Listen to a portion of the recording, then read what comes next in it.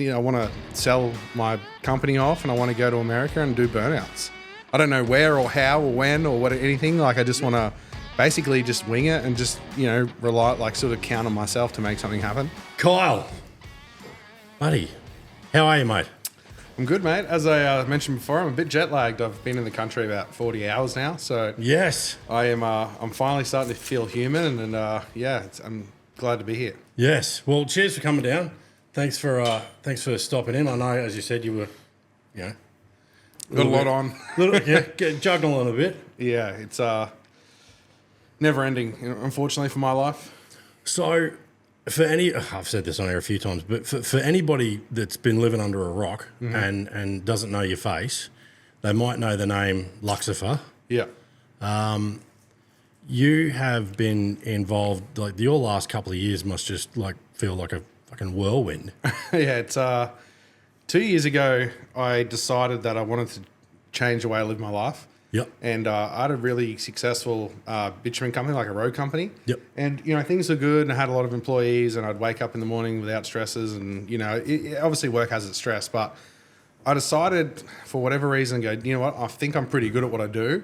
Yeah. I can be better and I want to change the way I live my life. So I walked into work and I said to my business partner, I said, hey, would you be interested in buying me out? Yeah. And he's like, well, what are you doing? And I said, I want to sell my company off and I want to go to America and do burnouts. I don't know where or how or when or what anything. Like I just want to basically just wing it and just, rely, like sort of count on myself to make something happen. Yeah. And he bought me out. It was a bit of a fire sale. Like I could have got more, but at the same time, I really wanted to capitalize now. Like I'm a now person. If I go, okay, I'm going to drive a car over a bridge, I'm doing it now. There's no thinking about it. And just everything sort of lined up and we were in America in 2023. Yeah. So SEMA 2023. That's a pretty big first step. Yeah. Yeah. You know what I mean? Well, obviously I'd been doing burnouts professionally since like 2020. I haven't been around a long time, but I'd done enough and I'd experienced enough of the events and things that I knew this is what I was sort of put on the earth to do. Not so much the burnout competitions, but more the show side. Yeah. I started off at an event called Power Cruise. It's a really big sort of car event pretty much everywhere in Australia. Yeah. And, instead of doing the burnout competitions, I was more of like they'd put me on track just to entertain the crowd. Yeah, well, showmanship is that travels over a lot of things. And the longer you do it, and most people don't understand it, but when you're driving these cars, it's so much about where you put your car, the safety of the patrons. Like, there's so much more that goes into it. People say, oh, he's out there doing a burnout. Yeah. So I prided myself in, like, a lot of rules of when you go to these tracks around Australia, around the world, is don't blow your tyres. Yeah. So most people that do a burnout and they don't really understand, how the car works as far as, when you're going to blow tyres and what it feels like and making things last, So I really put a lot of my effort and thought and judgment into that kind of thing. And I never blew a set of tyres on a track in like 2 years. And, everyone else, it was called the Dream Team. It's like the best show drivers from Australia in this team. Yeah. And I was a new guy and I sort of travelled everywhere and did as much as I could. And by the end of it, I was sort of, the guy you could sort of rely on not to stuff up. And and the other guys are badass. Don't get me wrong, awesome cars, awesome guys.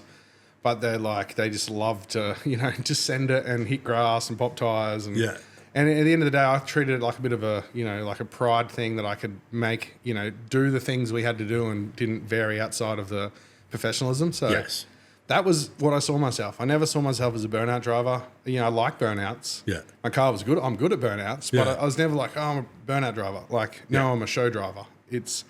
And realistically, when you're doing what I'm doing, there's a way bigger market for a show driver than what there is a burnout driver. For sure. And, people say, oh, old mate's car's way better than yours, or he's a way better driver. And it's like, well, I don't even have a burnout car. I have a demonstration car. Yeah. It's built for reliability.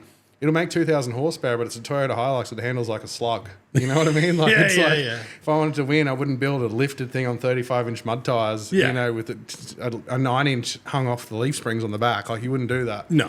So that was sort of my journey. And then right at the end of my Australian career, I started competing a bit heavier in the Summer Nats series. And I ended up, my last probably 4 out of 5 events, big ones, I won them. And I think the other one I got second. But, you know, I felt like I'd achieved what I needed to. And I was like, you know what? Next thing for me is let's get out of here and go to America and try and live that dream. Yeah. Well, I mean, yeah, I guess from a point of view of, it's not obviously, you know, your first goal, but like as far as a career, you know, leaving what you know, what you've built, Yeah. you know, and going all eggs in one basket kind of deal. It's like that's a pretty serious, which I guess, you know, in a lot of different things, you know, you got to have belief in yourself or. I'll tell you, the biggest thing for me, right, is when I first decided to make this decision, I was like, okay, well, I can play it safe and I can just dip my toe in the water. Yeah. Or I can go 100% into it and, you know, count on myself and believe in myself that I'm going to make something happen. Yeah. And I would rather fail 10 times out of 10, giving it everything I have and coming back and going, all right, well, I'm going to get a job with everyone else. Yeah. Or, you know, to have that small chance that I'm going to make it. I'm going to do something I truly love in life. Yeah. I would risk it all, dude. It was millions of dollars. Yeah. I don't care. Like, that was my goal. That was what I wanted to do. You couldn't tell me anything. Like, it was just, I was rock solid that that's what I'm doing. And everyone tried to talk it. My wife, my parents, my friends, like, everyone's like, oh, think about it. It's not a smart idea. No one's done this. Yeah. Why are you going to do this? It's a waste of money. And I was like, this is me. I'll either make it or I'll die trying. Yeah, I've said that on here a heap of times. I would rather try and fail than wonder. Yeah. Because it's the wondering that kills me. Dude, my favorite quote is when you're lying in your deathbed, you know, if you're 70, 80, whatever years old, and, you know, your potential comes to you and says, hey, you could have been this, you could have been that, and now you're going to die wondering what it was like. Yeah. Not me. No way. I like it. I want to know for sure whether I could do it or not. And as I said, worst case scenario, come back with my head high and just knowing that I gave it everything. And that's what I believe life's about. Yeah. And everyone has something they're good at. Everyone has something they believe in. And 99.999% of people don't take that chance. Yeah. Not me. I had to know. Yeah, no, I get it. It's yeah, the mates thing's one thing, but when you got the missus in your ear, yeah, fucking, what are you doing, dickhead? And shout out to her, mate. She puts up with a lot. Like, I'm gone all the time. All the good ones do. Yeah, yeah. Because I think it takes a good woman to be able to put up with us lunatics. Yeah, absolutely. Shawnee's a little more calm. Hey. Hey. So you've just come back from the States. So you've done the rounds over there.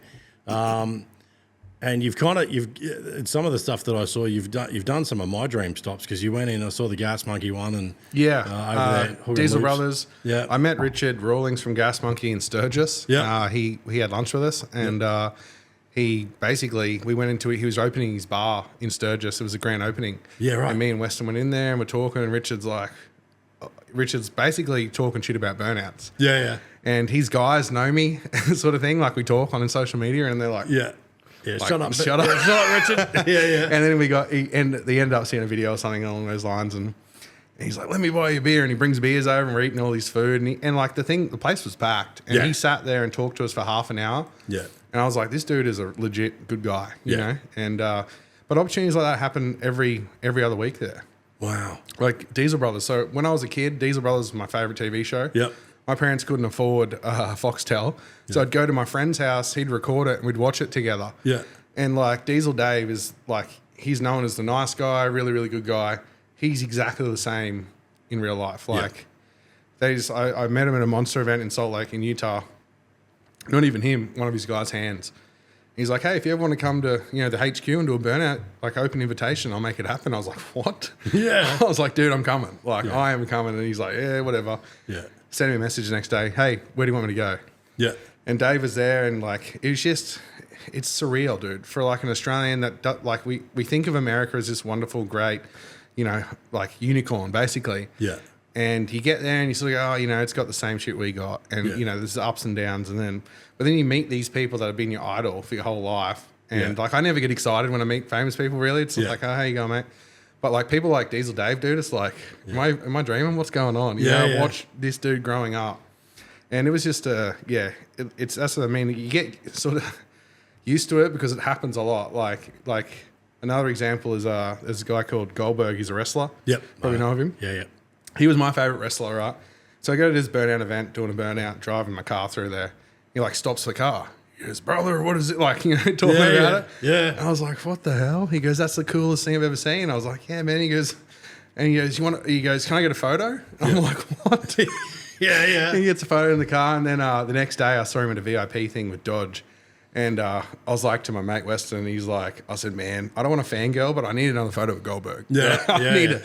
And he goes, yeah, let's go talk to him. And he's like, we're just talking shit and getting photos. And dude, it's just awesome, like the experiences. Well, he's a good one too, because I mean he's had bikes built by Jesse James. Like he's right into his toys. Yeah. So he's a good one for Burnout. And dude, he was just Dodge gave him I think it was a Demon to do like a Burnout in. Yeah. And it was pretty average. Like it's compared to like our Australian cultured Burnout cars. It's chalk and cheese. Yeah. So he's out there ripping and probably thinking, he's doing a great job. And then I go out in my truck and he's just like, oh man, like. Yeah, they don't seem to do burnouts so because like I would be an amateur at best. We used to go. I mean, how old are you? 33. Yeah, so we got 10 years on you. Yeah. So we're like back when we're like 18, 19, 20. We're out at Archerfield. For the burnout comps out there, and even then I was like, I'm not entering that. Like I'm an amateur at best. But it was always the thing was you just aiming for top gear. Like just that, like you're trying to do 180 on the spot. Yeah. And it's like the Americans, I don't know that they don't seem to go for that same thing. It was just a culture thing. So when I first went there, like my first event was SEMA. So SEMA's like the biggest, baddest. I remember when I first got there, I'm looking around in the Burnout show for Hoonigan. Yeah. And I'm looking around, I'm like, there's not a lot of nice things here. Yeah. But they don't know that. Like there's guys, one of my pet hates is people put like an injector hat on top of carbies. Like it's just a thing they do. Right. And I hate it, right? So I'm walking around going, what the hell? Like met a few guys. They're telling me how good they are at Burnouts and all this. And I'm like, oh, yeah, we'll see. And they're out there and they're like, whoa, that was so cool. The crowd's going crazy. Yeah. And I was like, all right, now it's time to see what Burnouts are about. And I went out there and just destroyed the place. Yeah. And the crowd's like, couldn't cheer, couldn't talk, just couldn't believe what they saw. Yeah. And it was like, everyone had their ears ringing, their eyes are burning with methanol. Like it was just like, it looked like a war zone, And after that, they sort of like got used to it. And yeah, but like the guys I met at SEMA, some of my best mates now, I met them all at SEMA. Yeah. And I've worked with them to get their stuff up to our level. Okay. And man, they got the money, they got the brands, they got all the gear. Yeah. It's just the no idea part because it's not in their culture. No. So it's like when I started Burnouts, I didn't know what I was doing. Like I had no idea. I was like, I'm going to buy an LSA, I'm going to do this and that, I'm going to do sick burnouts. And you do a burnout, like that was so sick. And then you see a pro car, you're like, oh, yeah, right. Yeah, that's right.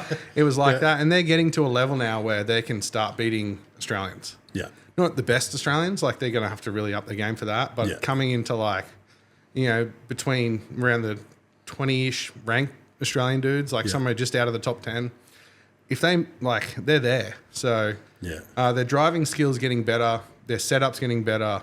They've got more events, they got more money, they got more free parts, they got everything. Everything is at their fingertips over there. So it's all made there too. And people like myself, Lynchy, Mick Brasher, all the big, like Lynchy, Mick Brasher have been doing burnouts for 30 years. Yeah. They know every tip, trick and thing in the book. And like we all work with them and just try to make, we want to lift the level of burnouts. Yeah. Because if we lift the level of burnouts in America, the whole sport grows. Yes. There's certain companies in Australia here that don't want to see it. Yeah. But because they're really not on the front foot yet. But it's good for the sport. Yeah. And that's what really matters at the end of the day. For sure. And I think, it's like, it's almost like the other side of the coin's the, for the four-wheel drive industry, like all the parks and stuff getting shut down, it seems to be, it's less and less attention being given to it where, there's drift days and stuff like that, I guess, that you see sort of pop up here and there, but I haven't been to Archerfield and I don't even know if it's still a thing now. Archerfield, so Luke Fink was running the drift track at Archerfield. It's been closed down for probably 12 months, 18 months now. Really? Okay. They sold the land of the speedway and the drift track at Archerfield to some company that's going to build a paper factory on it or something stupid like that. So motorsport is getting hard to do. And Australia, unfortunately, is going down the wrong track. Australia are getting less and less keen to let motorsport happen unless it's like a tier one, like supercars or, something that really has a good promotion to push it. As far as like grassroots sports stuff goes, it's getting really hard to make it happen. What's, what do you see as far as the push that, the average everyday punter can do to get involved with it and try and, get these companies to start backing it a bit more?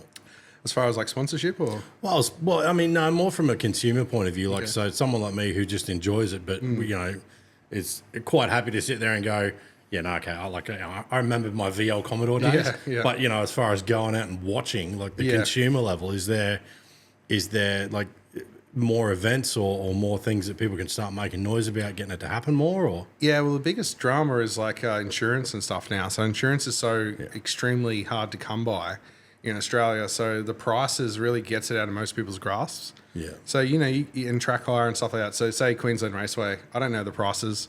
I've rented a few things in America for what we do over there, which we'll get to later, but it's just nearly unachievable, And if you have an average turnout, which most motorsports events now, like even from supercars to burnouts, and some of it's a bit of a different case, but I feel like the attendance is down, the costs are higher than ever before. Yeah. Cost of living is through the roof, and house prices are unachievable for the average person. Are they going to go spend $100,000 on a burnout car? Yeah, true. Probably not. Yeah. So it's deeper than, and obviously having the big companies come on board, which they're starting to, because they're realizing that, hey, no one watches TV, no one, listens to the radio, and you've got to give the money to the influencers which go to these events, which spreads the awareness. Yeah. That's starting to happen a lot more now. Yeah. And that's sort of what we need to happen. And the big American companies come over and they go, oh, we want to start selling here. We'll give a bunch of whatever we sell to these people, and they can make it, in our little space of automotive, performance automotive. Yeah. But aside from that, it's really on borrowed time, in my opinion. And I hope it's not, because I want to live here. I love it. I love Australia. I love our culture. But some of the big fish are sort of making it hard for everything else. Yeah, right. Do you think so? There's different four-wheel drive parks, for an example, where they're privately owned, and I know there's the basic concept of disclaimers that you sign off before you go in. So it's like if you roll your truck or whatever, it's on you effectively. Do you think there's any ability for that to be like a privately owned thing for shows like that? Because we have got like so much acreage here. Insurance is always the problem. But what are you insuring if you get people to sign off on your entry? waiver is as good as a paperweight if something goes wrong. Really? It doesn't hold up in court. Yeah, okay. And you think it will, because you sign this saying, if you do something wrong and you're not going to sue me, and then the government will come in, or whatever agency's looking after the accident for whatever reason, comes in, they go, okay, well, there's a rock over there, and that rock, he looked at that rock, got scared, turned right, and hit a tree. Your fault. But he signed a waiver. Don't care. The rock's there. Wow. And they'll find any way to burn, get blame off himself. Yeah, right. So as far as my understanding is, very few, the insurance is so expensive, and the waiver thing doesn't really hold up in court in this country. So it's extremely hard. Yeah, it seems like there's a lot of stuff in America that they seem to have just a lot more freedom. Dude, the safety. Yeah. It's so getting to the American stuff, I got asked to run Burnout. So after being the year after the SEMA I went to when I first landed, 12 months later, I ran the Burnout show where Hoonigan was, well, what Hoonigan did. Next year, me and Weston, we have something called the Horsepower Radio. Yeah. Basically, that's just an idea I come up with in my head that I thought would take Burnouts in America to the next level. Yeah. So we went to SEMA with about four minutes of experience between ourselves running events. We're smart guys, he does what he does, I do what I do, and we're not going to sit there and go, she'll be right. Yeah. We got to sit there and we think about things that go wrong, and we put things in place, and et cetera. Yeah. But the insurance on that was like crazy. It was like $30,000 US. And then, there's all these stipulations, and then there's all the waivers. Everyone signs a waiver as well. Yeah, right. But even they're like, well, if the waiver doesn't hold up, you've got insurance. Yeah. So it was a really expensive operation. But at the same time, we're in America. Yeah. Ring up a company. Hey, I'm doing SEMA. You want to be the major sponsor? This is the price. Oh, absolutely. Where do I send the money? Yeah.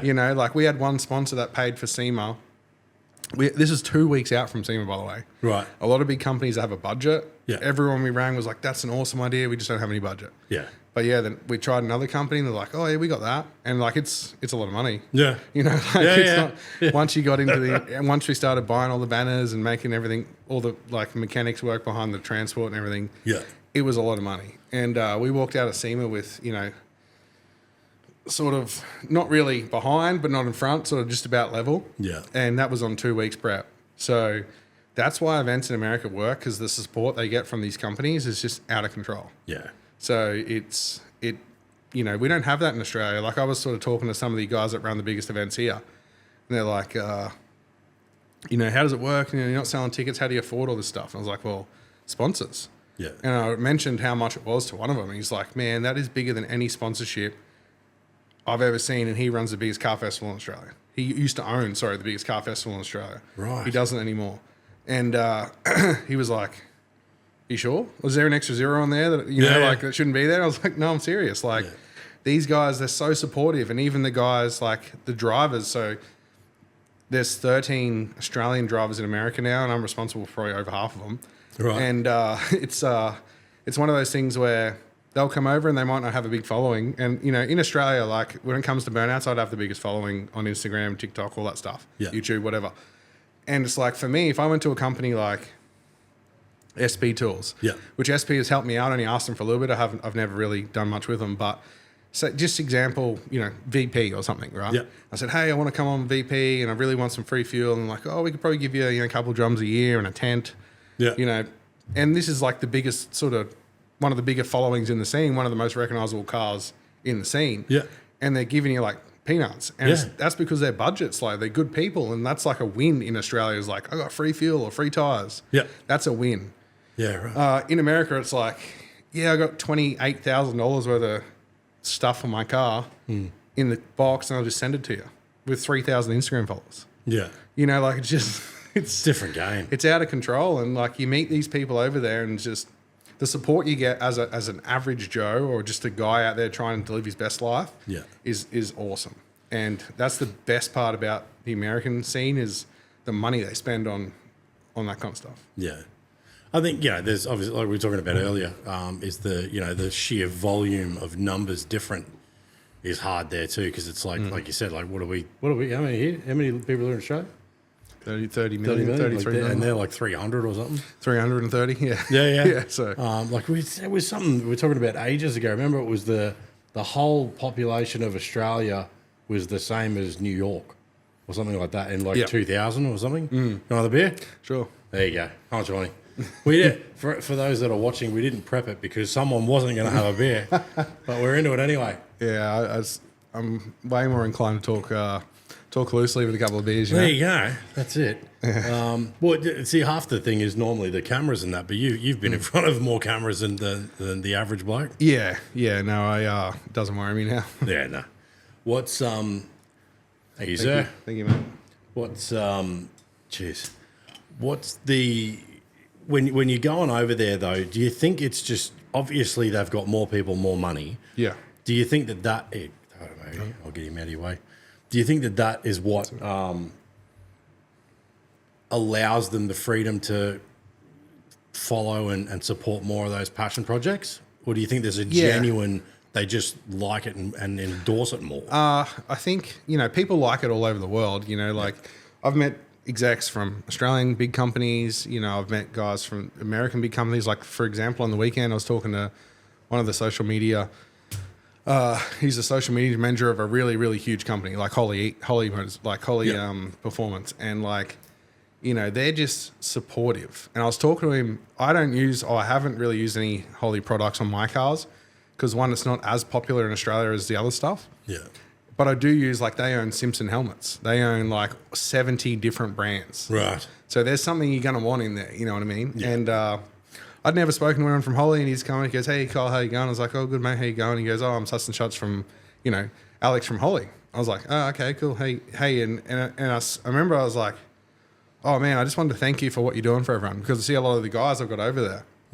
They're using Holly products and they're getting support from Holly. And I was like, man, I really appreciate it because you're making their life easier, and the easier we make their life, the longer they can stay and help live the dream, help build this dream of what we're trying to build for the sport. He's like, yeah, man, absolutely anything. And, anything you guys need, we're here for you. We support you. We, like they run LS Fest and stuff like that. And I was like, oh, yeah, that's good. And I just said, we got on the subject of ECUs and because to me, I didn't even know they had all these companies. Like, I was like, how would I know you guys? And they'd given me helmets before. And I said, oh, mate, I used to deal with a guy called, Sparky. And he's like, oh, yeah, well, now he does his job. I was like, oh, okay, well, you know, I've been a bit embarrassed. I was meant to get a helmet painted and didn't get painted and it's not painted, whatever. Yeah. So I've never used it. It's in a box in an office, you know, like I said, I'm getting there, but he goes, you want another one? What's in another one? He goes, you know, like, it's just, I'm just like, what? What? And it just, things like that is just, it's so refreshing because some of these guys, they're just living average lives, you know, they've got a dream and they go, I want to go to America and do burnouts. And they put everything they have into this dream. Yeah. And, you know, $1,000 for a helmet or, you know, $1,500 for a fire suit might be the straw that breaks the camel's back. Yeah. But we're in a position now where these companies are helping these guys out and they can afford to stay a bit longer or they can afford to live to the next paycheck or, you know, it's really refreshing. And we unfortunately do not get that support here in Australia. No, look, we found that with our show as well. I mean, like everybody that's up there has been a supporter for us, you know, since very, very early. Yeah. And, you know, we're still, you know, not doing like, I mean, like our Spotify plays are, you know, that's clearly where our long format stuff is getting absorbed. But it's like, I think the dollar figure difference as well. But see, I mean, like I get parts. Over here, it does seem to be a lot harder to get people to actually throw actual cash at something unless they're enormous and then they want the ROI and they want to hear, you know, what's your click-through rate, what's your plays. And I just go, oh God, I don't know. Yeah. You know, it's like if we get messages on things and people commenting on stuff and whatever else, it's like, yeah, well, that's good. They've gotten something out of it. You know, like we're talking about downstairs, like the build series stuff should be a bit different for us because it's like, this is storytelling and, you know, how people, I like, because I mean, I love stories. I love hearing how people got to where they are and, you know, all that sort of stuff, what they've experienced, what they do differently, you know. But I think it's definitely a bit different over here from my understanding of what cash actually gets thrown. Whereas America, they do seem to be they'll get behind anything. Oh, absolutely. You know? Yeah, and that's the biggest part too. Like parts are good. Sorry, turn my phone off. No, you're right. A rookie error.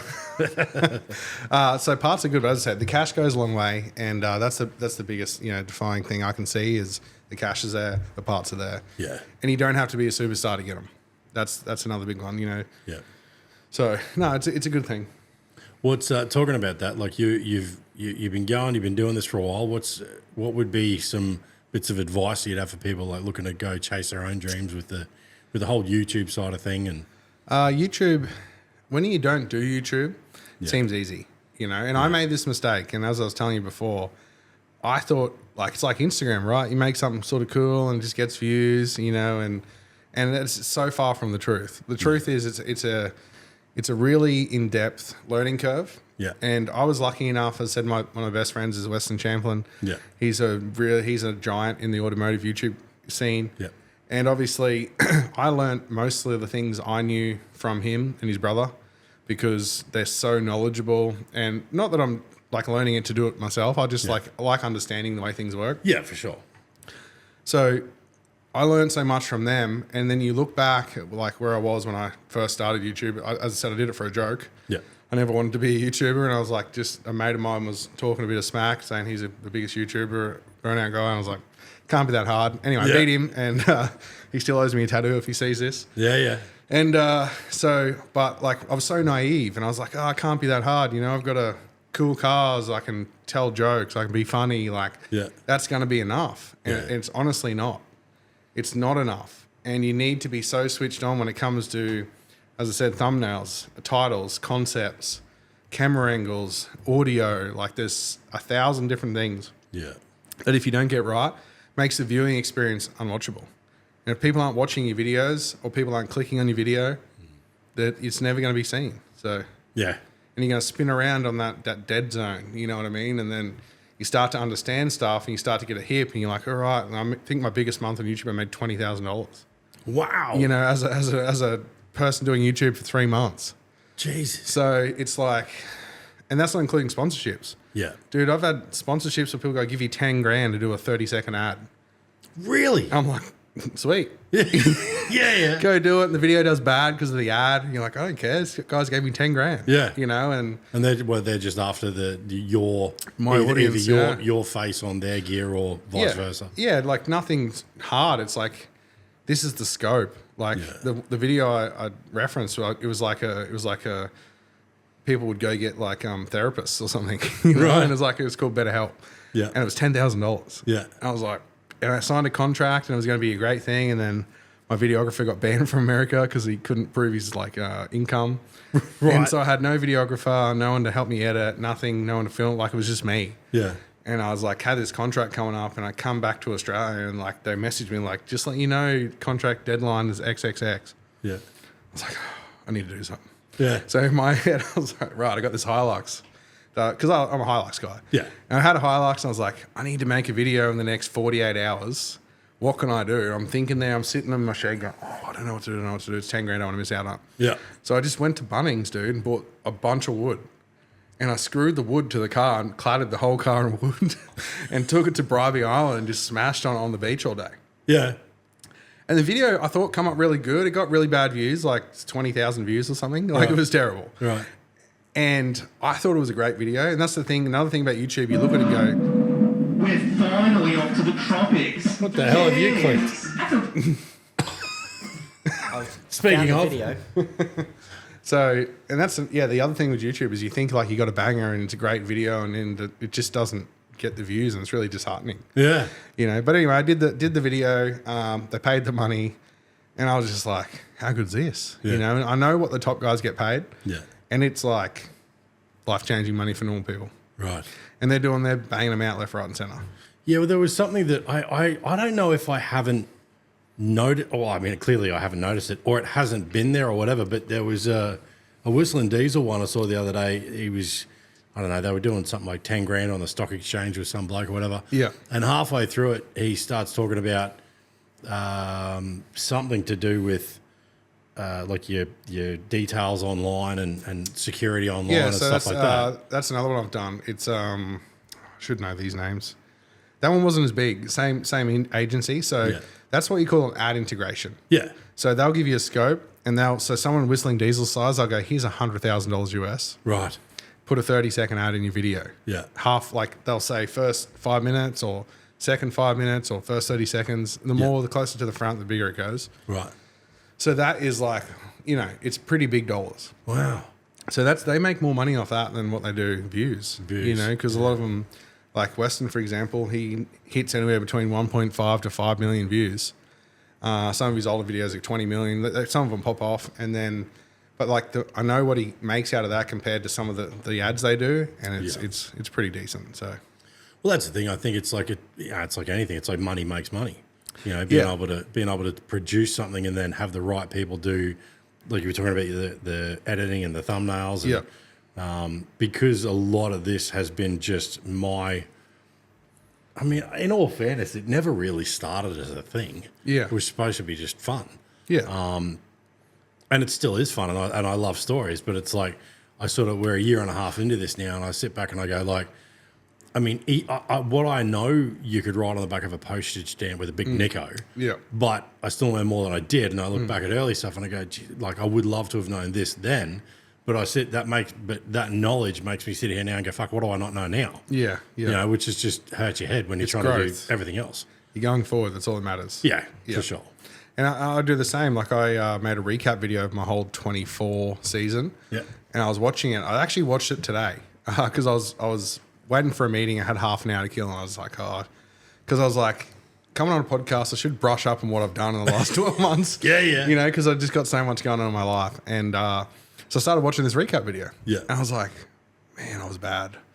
Like 12 months ago, I was talking really stiffly and walking in front of the camera, not speaking loud enough, not clearly enough, sort of rambling on about stuff that isn't important. You know, I was losing retention because it was like, you get to talking about a doorstop when you're meant to be talking about a jet engine, or, you know, like you just you get off the subject because you're not really versed with, you know, what the sort of smooth flow you're looking for. Yeah.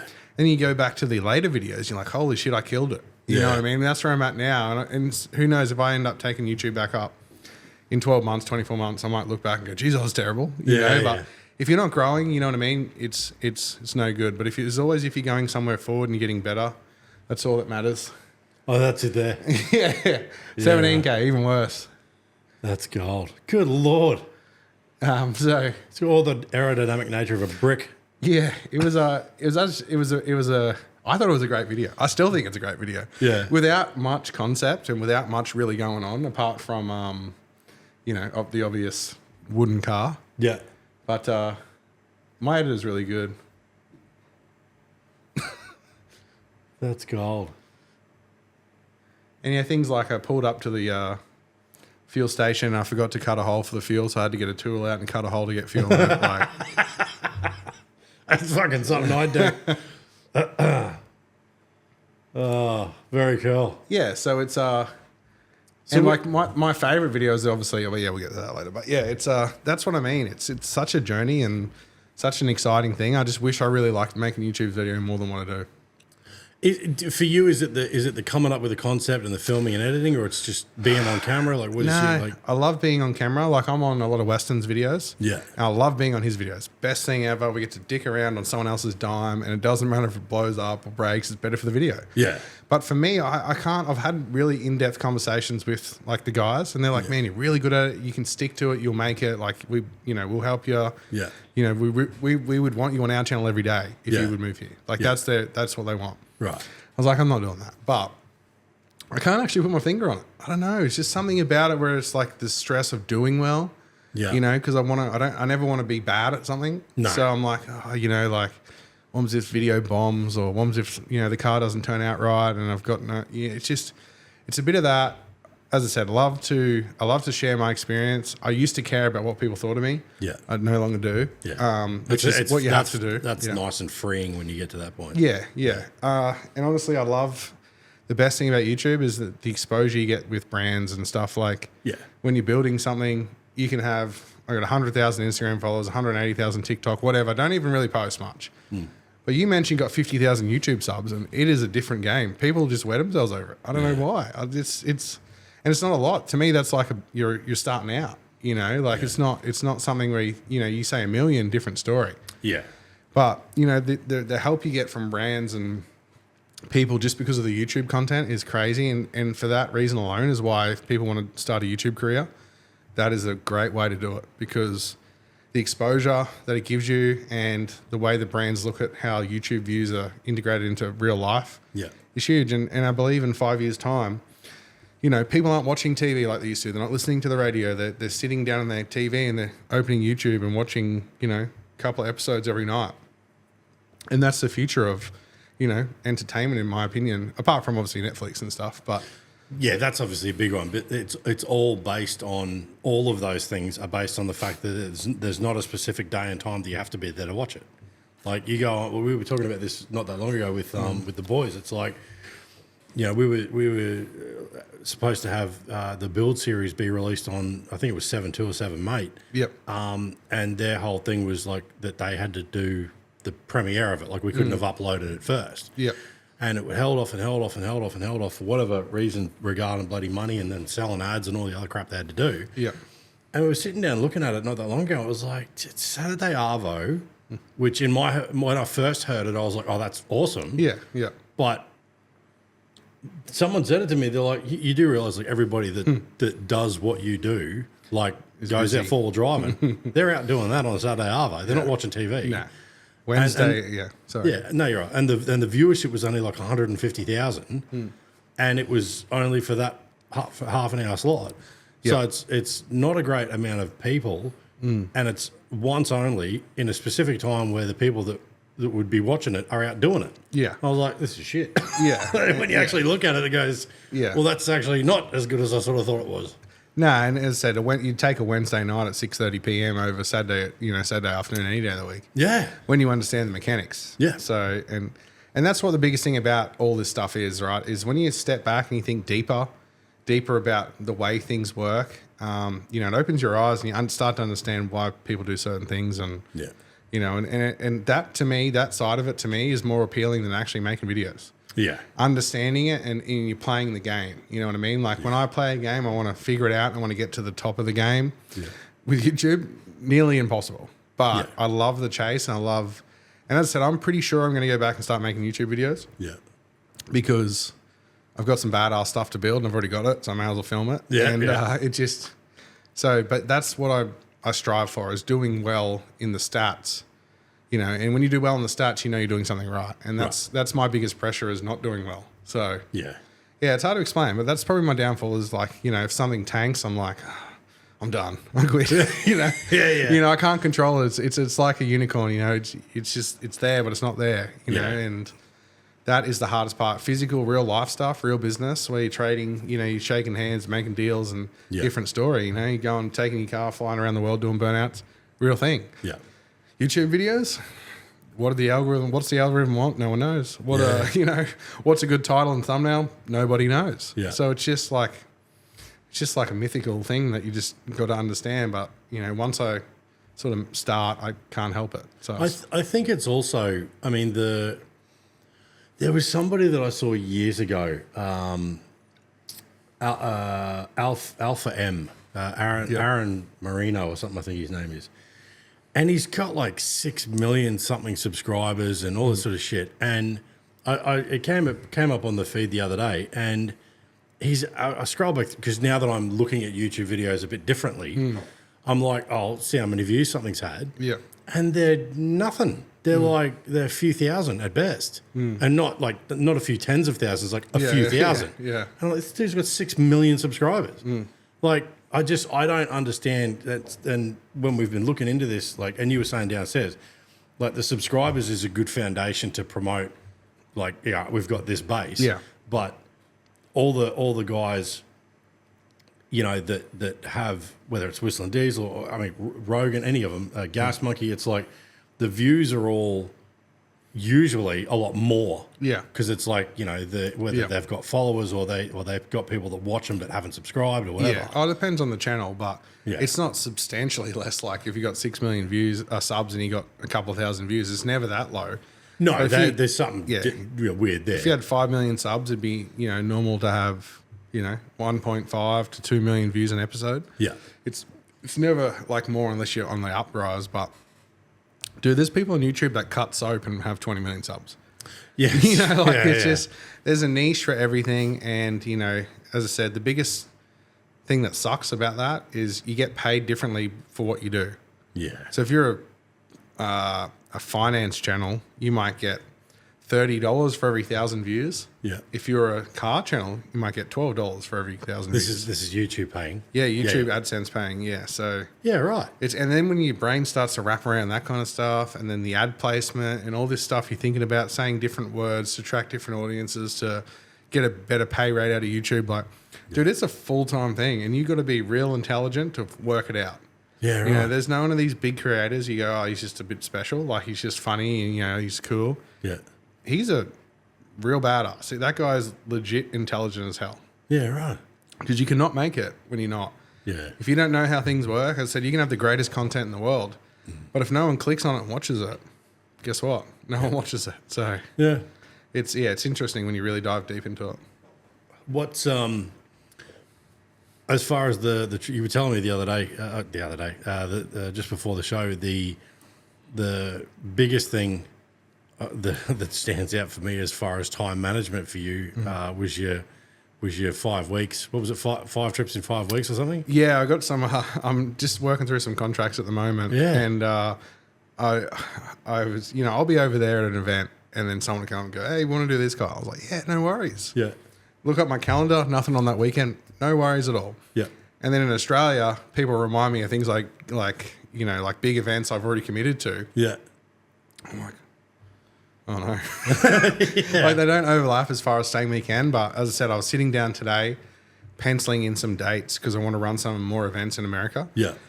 And, you know, it's all going forward. And I'm sitting there talking to like these companies about these dates we're doing and cities and towns and states and like officials. Yeah. Hey, we can do this date because I got nothing on that weekend. And then I sat back and I realized I got to be in Australia, fly to America for an event, fly back to Australia for next weekend, then fly back to America for another event the next weekend. Yeah.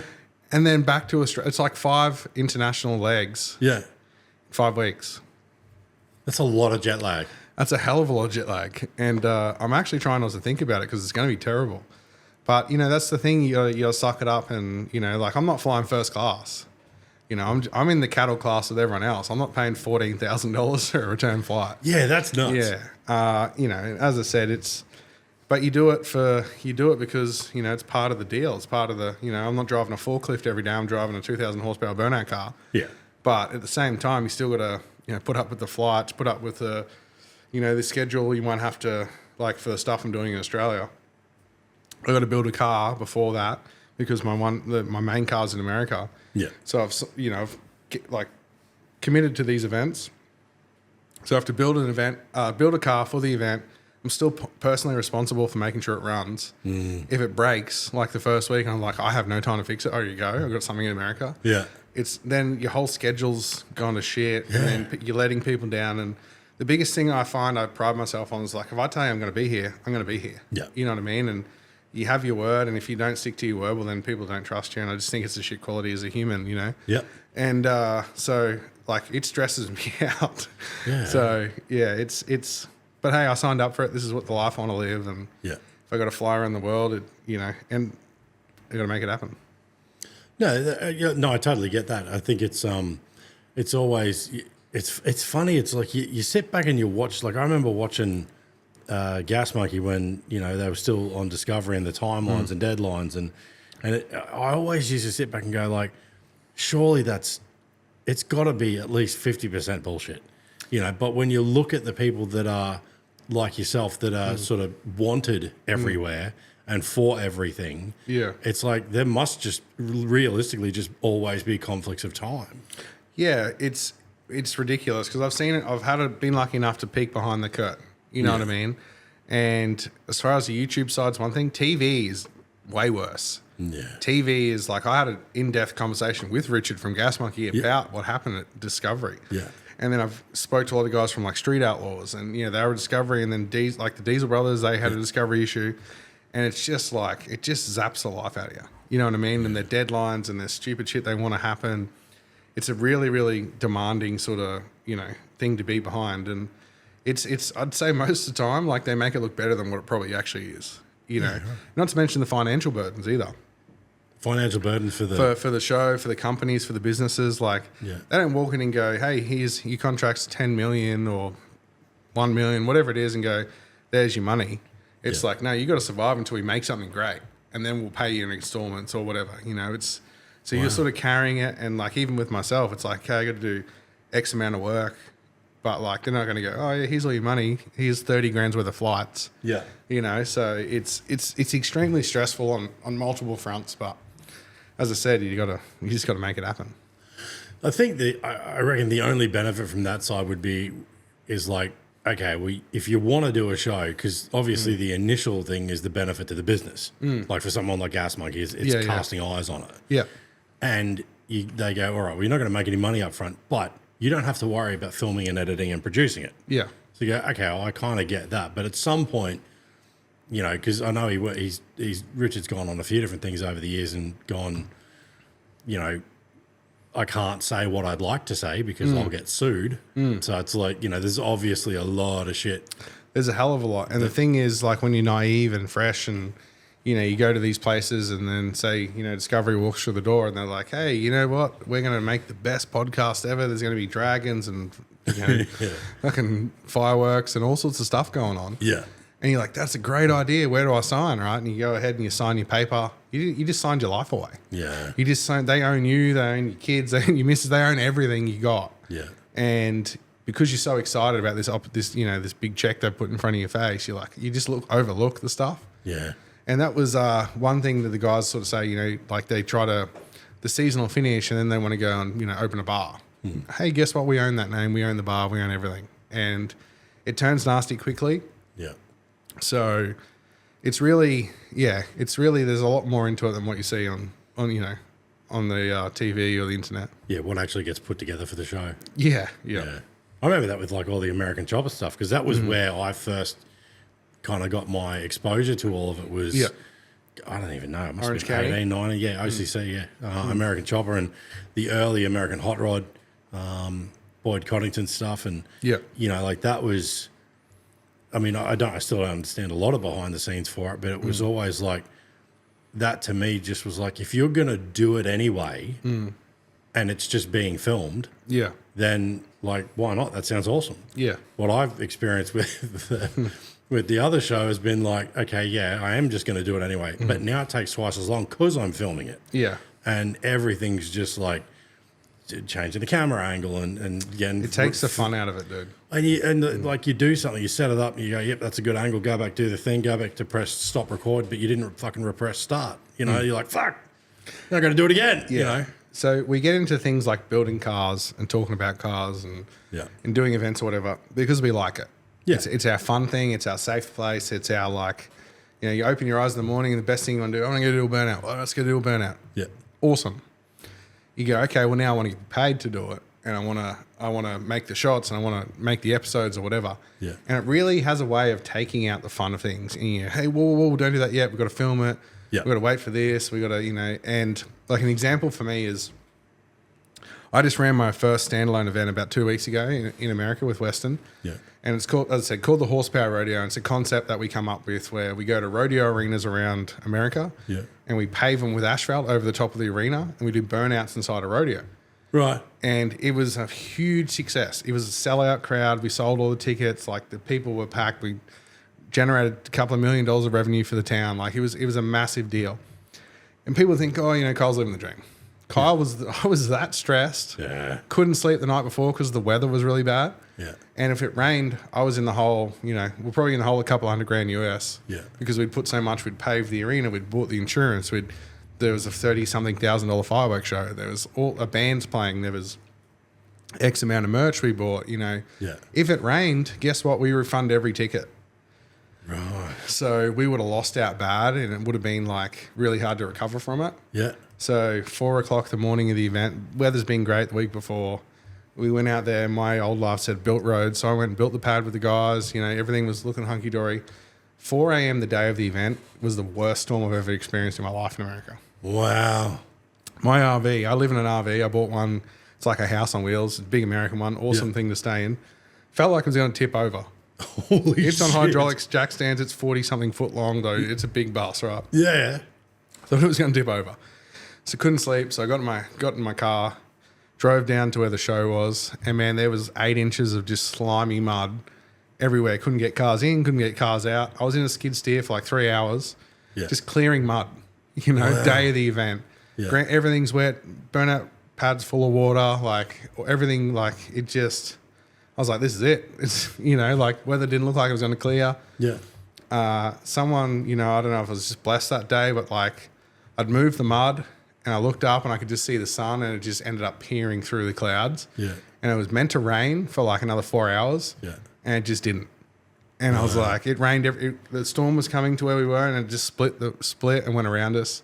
Wow. And I remember thinking like, this isn't worth it. This stress is not worth it. I would have lost a couple of years off my life. And, you know, as I said, but getting back to it, like you think this is what I do for fun. I'd go there, wave to the crowd, sign, kiss babies, whatever, have a great time. Yeah. And then now the foot's on the other shoe. I'm the promoter. And I was just like, I don't remember the day. I don't remember the week before. Like I was so nailed down dealing with problems and stress and all the rest of it. And our team's small because it's our first event. I didn't know I needed 30 security guards. Yeah, right. I didn't know I needed, you know, 25 more volunteers than what I already had. Like, so we were dealing with putting spot fires out, and honestly, it was not worth it during the day because it was so stressful. Like the grandstand was full, and I was emceeing the whole thing. Yeah. Me and Weston. Then Weston to go grab a car, and it broke down. All 3 of his cars were meant to be in the show that we choreographed. Yeah. Broke. Oh no. So I'm just like, everything was going wrong, but we got through it. And, you know, when we finished the last burnout, we tallied the scores. We announced a winner. Everything was sort of done where we didn't have to refund it everyone if it like pissed down rain. Yeah. The feeling of euphoria and like, oh my God, we did it was unbelievable. Yeah. But everything up until that point was like, this is not worth it. Yeah, but being your first one too. Yeah, Like you'd obviously, if you were doing it again, like 50% of that's off the bat's already gone because now you know shit. Yeah, well, it's for me, it's out of my control. Like I'm pretty good when it comes to making plans and contingency plans, and we can twist and move and whatever and make shit work. Yeah. But the way it was set up was my biggest mistake. Like it was a 5-hour show. So now I've learned enough, I've stressed enough going, why am I doing it one day? I could do it 2 day, and then we got way less chance of it raining out, and we had a 2.5 hour window for the burnouts to happen. Yeah. So it's like if that 2 hour window gets rained out, there's no way in the world we can get it dry, or, like the guys aren't here. They're flying back to Australia tomorrow. Like we had a judge fly out from Burnout Masters to basically judge the event. So it was a sanctioned event and it was legit. Yeah. And that's one thing that was a big deal to me. G'day legends. To help support the brands and support us, get onto our website and check out who we've chosen to partner with. For everything custom 4x4 and accessories, visit wildsidegarage.com. While you're there, don't forget to check the links for the discount section, where you can get 10% off brands like Carbon Off-Road, MAXTRAX, and In-House Fabrication. Remember to like and subscribe to help us grow the channel and bring you even more from Wildside.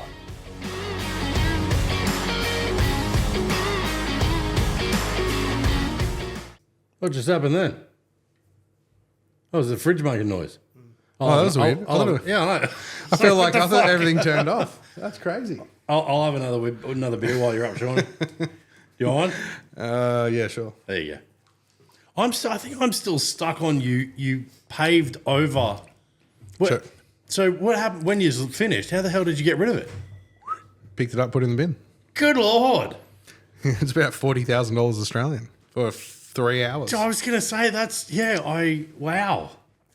But as I said, we're not here just to copy what other people are doing. We're here to Fair enough. We're here to change the whole concept. And this is my big thing about burnouts, right? Is, we could go out and do what Burnout Masters do and Power Crews and Summer Nats and all them guys and, really hope we break into the right market.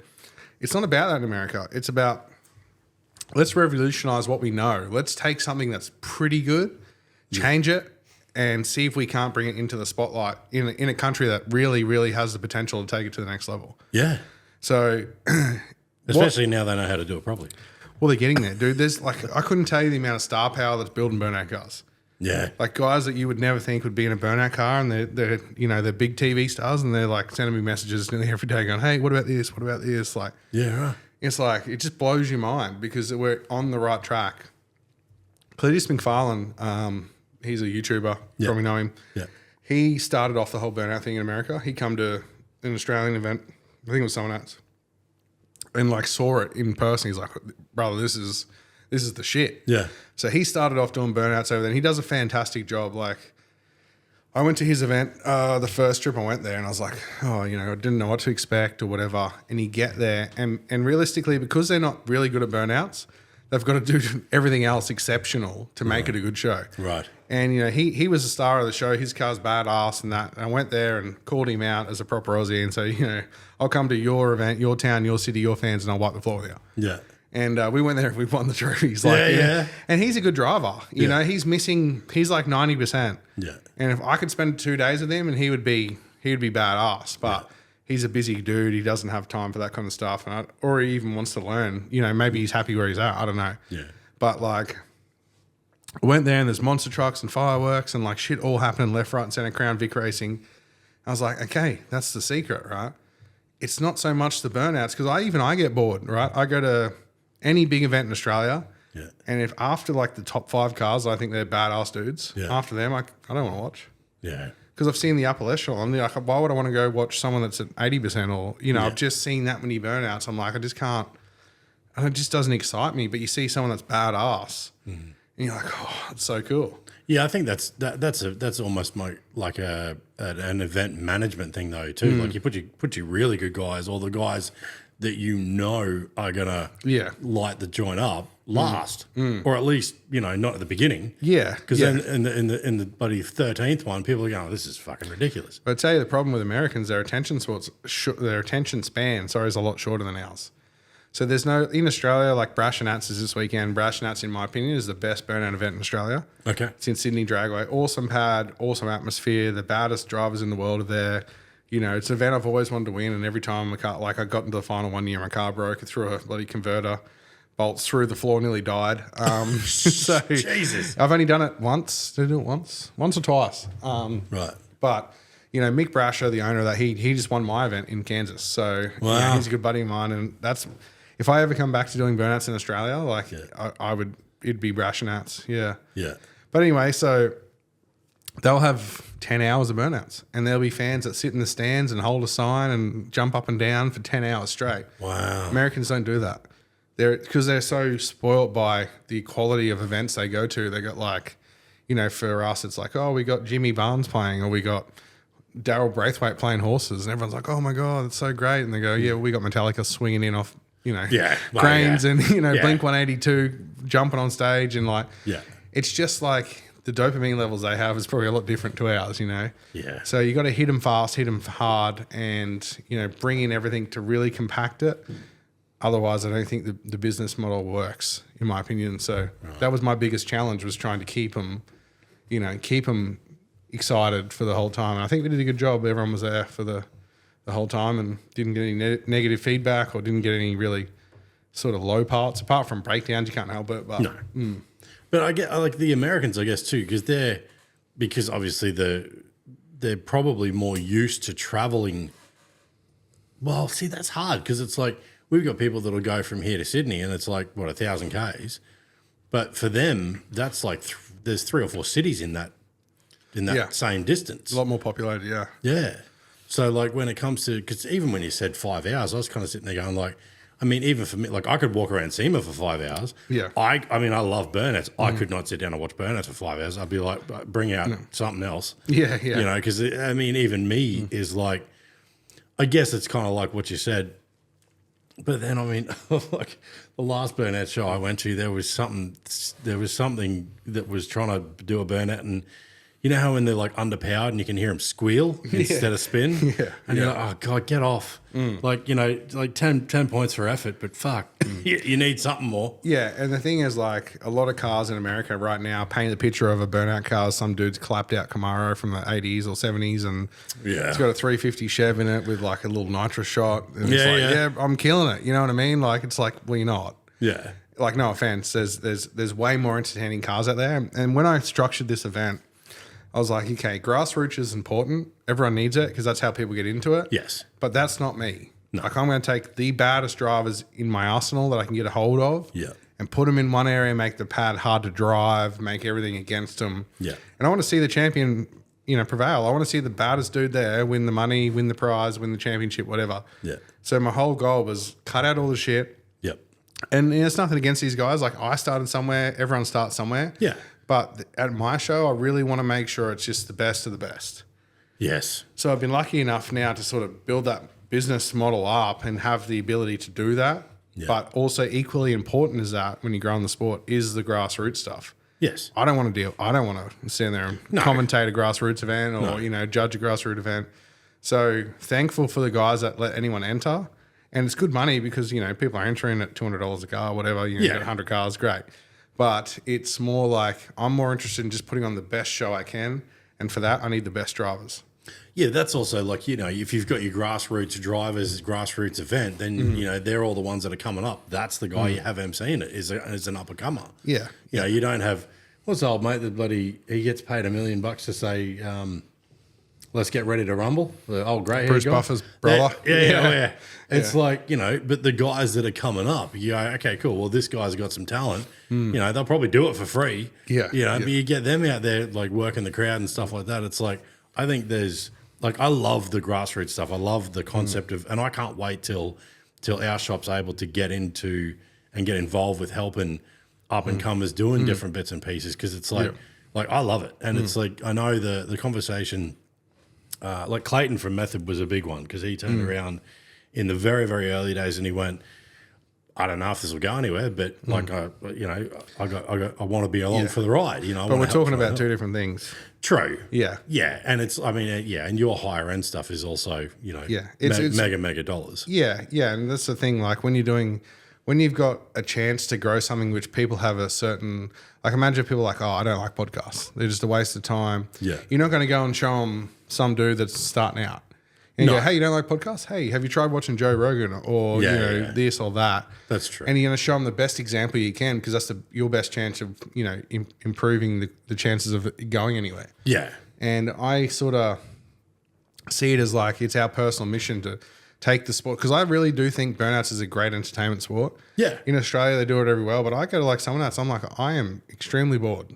But I don't know if that's because I'm used to a certain quality or whatever else, but it's like, okay, well, if you got one chance, you need to condense it, change the rules a bit so the fans understand it. Another big thing is like getting them invested in something. So if you don't, even in Australia as professional drivers, there would be, say there's 100 professional drivers, and just for example, there's more. Yeah. And I would say 85% of them don't understand the rules fully. Really? Yeah, no, because it's hard to interpret, and you actually have to really think about it and put a lot of effort into interpreting the rules, and then that's one judge. Yeah. There's 20 judges. They all interpret the rules a little bit differently. Yeah. They all like different things, and if you're not like fully invested in it, going, okay, I'm going to learn what he wants. Like I would go to an event and see a judge and go, okay, I know that what he's looking for, but I also know what he's looking for. Yeah. And you got to style the way you drive a car to score points. So it's way more in depth than people think. So for me in America, I was like, right, I need to make this simple. Yeah. So I took away judges interpreting different things.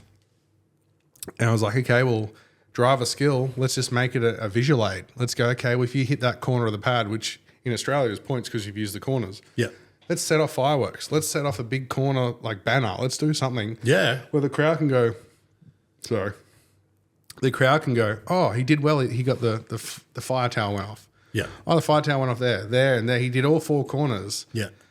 And that's a visual aid. So now they're invested and they're seeing guys not hit all four and they go, oh, that's no good, that one. He didn't hit all the corners because there's only 3 flags in the air. You're simplifying it for the crowd to understand. Yeah, right. That makes sense. But that's my biggest gripe with it is like there's always new rules coming out and it's like they don't even understand the old rules. Like, yeah. You gotta cater for sort of the people that aren't like invested like you and me, like in our own sports, right? I live and breathe, the cars and the way they're set up and what works, what doesn't work. Yeah. The average punter in the stands eating his popcorn, drinking a Bud Light is like, I don't know what's going on. Yeah. But he starts seeing some flags and flames and stuff going on. He starts to put 2 and 2 together, and all of a sudden he's like, oh, I love that stuff. Yeah. That was my biggest, goal when I set out to do my event was to make it easily understandable. And as I said, once people are invested in it, it's like wrestling. You know what I mean? Like there's so much more that goes on. No one cares about what happens in the ring. It's everything outside the ring and their favorite characters, and they know what's good, what's bad. And NFL, every big sport is understandable. They got rules. In Burnouts, the crowd don't know the rules. Like it's just really hard to understand. So, yeah, I mean, even from my side, I was like, I know you lose like on a paddock that doesn't have barriers. It's like, I mean, even Archerfield, it's like, I know you hit the dirt. That's not as good. Loss of points. Yeah, it's a DNF most places. Yeah. I mean, we're talking, 25 years ago. And like, the speed at which that you come down. Tip in. I don't even know the terms. Yeah, and that's I the just thing. sit back and go like, fucking that was cool. Yeah, and like as I said, most people you go to like a big event, and like I remember Lynchy is a bit of a crowd favorite. Yeah. And everyone like, why didn't Lynchy win? This is rigged. This is shit. Like it's like, well, Lynchy he hit the limiter for most of the burnout. Yeah. He's going that fast. His smoke was like detaching, which is points off. Like there's so many technicalities that someone like me would look and go, not even top 10. Really? I can see it that clearly. Yeah. And then the crowd's blowing up because they're like, that was the best burnout I've ever seen, blah, blah, blah, blah. Yeah. That is an issue in the sport. So is that an issue of educating the they're not, it's a lot to understand. As I said, 85% of the drivers, they don't understand it. How am I going to make some bloke that doesn't care about cars understand it? But wouldn't that mean you could have like an additional points barrier for things like crowd favorite? Crowd favorite is not a way to. No, I actually lost my first burnout comp in America. It was $20,000 US. Right. And I lost to a guy doing a burnout in reverse because it was judged by the crowd. Oh wow! And I bring this badass burnout car from Australia, like drove the wheels off it, dude. Yeah. And then at the end, they're like, got 3 of the top 3 out. And then they're like, Who wants the guy doing a burnout in reverse that hit the wall 4 times to win? And he's like a local dude. Oh, yeah, everyone's going off. Who wants this guy from Australia? Went off, but not as big. Oh, okay, he got the loudest noise, he wins. That's not a professional sport. Yeah, right. Okay, fickle. That's something you do when, you're at the pub, whatever. But it's... So you got to be professional at the same time. But it's like I said, my goal is to grow it into a tier 1 sport. Yeah. Without trying to change things and making people understand the rules. It's never going to get there. Yeah. So that's the way I think anyway, Do you think the greenies are holding us back? I don't think so because, there's been a lot of research on, air pollution and noise pollution and all the stuff. And it's in the biggest event's in Canberra. Yeah, you know what I mean? It's the revenue it generates for these events it outweighs, the big ones, outweighs the negative points. Yeah.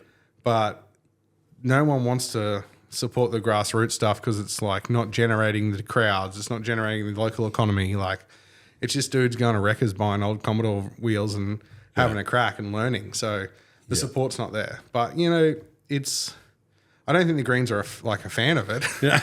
I don't know. I don't get into Australian politics at all. Yeah. Because if I did, everyone calls me an idiot because such person did this, and I'm not invested and I don't care. Yeah. There's people I would like to win and they didn't win, but whatever. Yeah. But no, definitely not a Burnout fan. Yeah. They wouldn't be, sorry. What do you think's involved in more of the grassroots stuff from for sort of, because obviously at the upper crust of what you're doing, it's a funded, sponsored, prize event. Like it's like a prize fight. So it's like, I think there's when you go to a heavyweight title, there's undercards, so as far as getting support for the up and comers, the grassroots stuff, what do you think's involved in getting that to get some more support? As I said, it's so important that we have the grassroots stuff. Yeah. But with people, even like you mentioned, like a boxing fight, right? Yeah. I went to, which was not on my bingo card for life. I went to the Mike Tyson versus Jake Paul fight. Oh my God.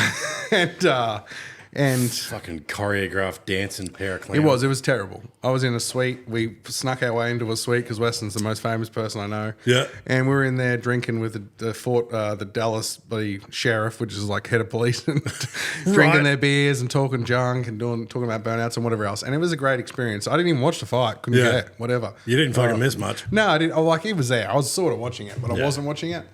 But the thing is, like the undercard fighters, they're still badass blokes and women, and those fights were more exciting than the main event. Yeah, so to compare burnouts, with the grassroots stuff, you got the pro guys, and it's less than it's like an amateur at a Jake Paul fight. Like it's right. Normally the undercard guys are more exciting most of the time than the main fight. The stigma of of the main fight is like they build it up and the hype. It's like the wrestling effect. Yeah, okay. But it's hard to do that when some dude's out there in his VN Commodore with a 6-cylinder, squealing louder than the car. It's hard to sell that.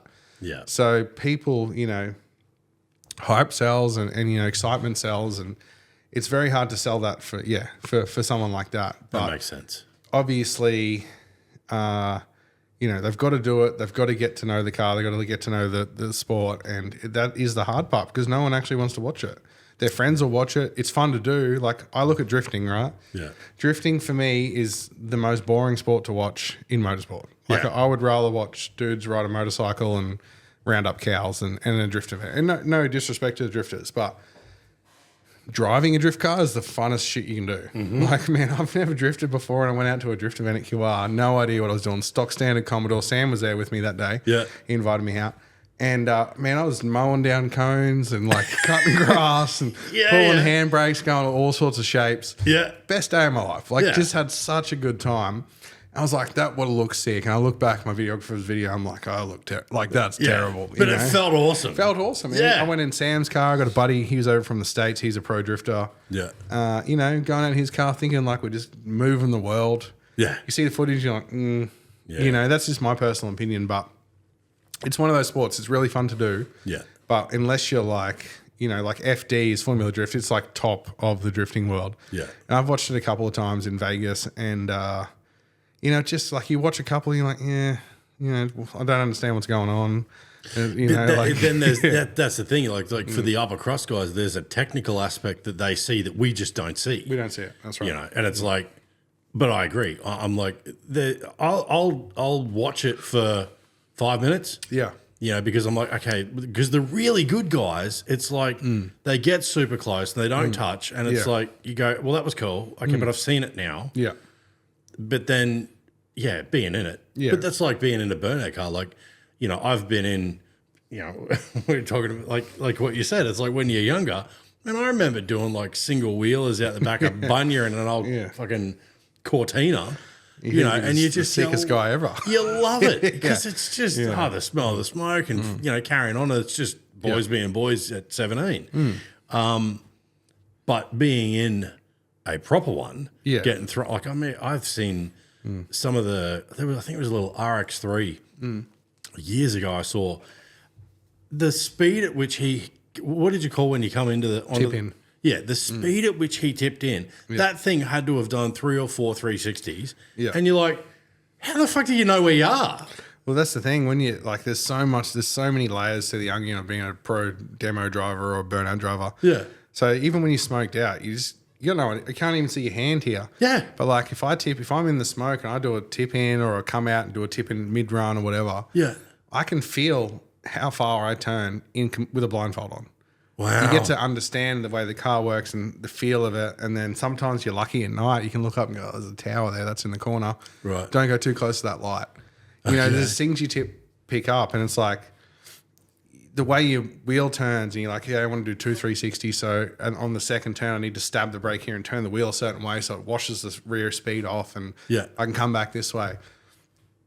And that's the hard stuff to learn, but no one in the crowd knows that. They think you're out there just holding it down, just letting Jesus take the wheel, and it's not. And it's the same in every top-tier motorsport. There's always so much stuff behind it, that separates it, but the crowd don't understand it. They just want to see smoke and flames and blow your engine up. That's great. Let's everyone cheer, or hit the wall. That's another cheer, So it's it's different. But when you look at as I said, you look at motorsport a bit differently when you're in one of those sort of high-end motorsports. For sure.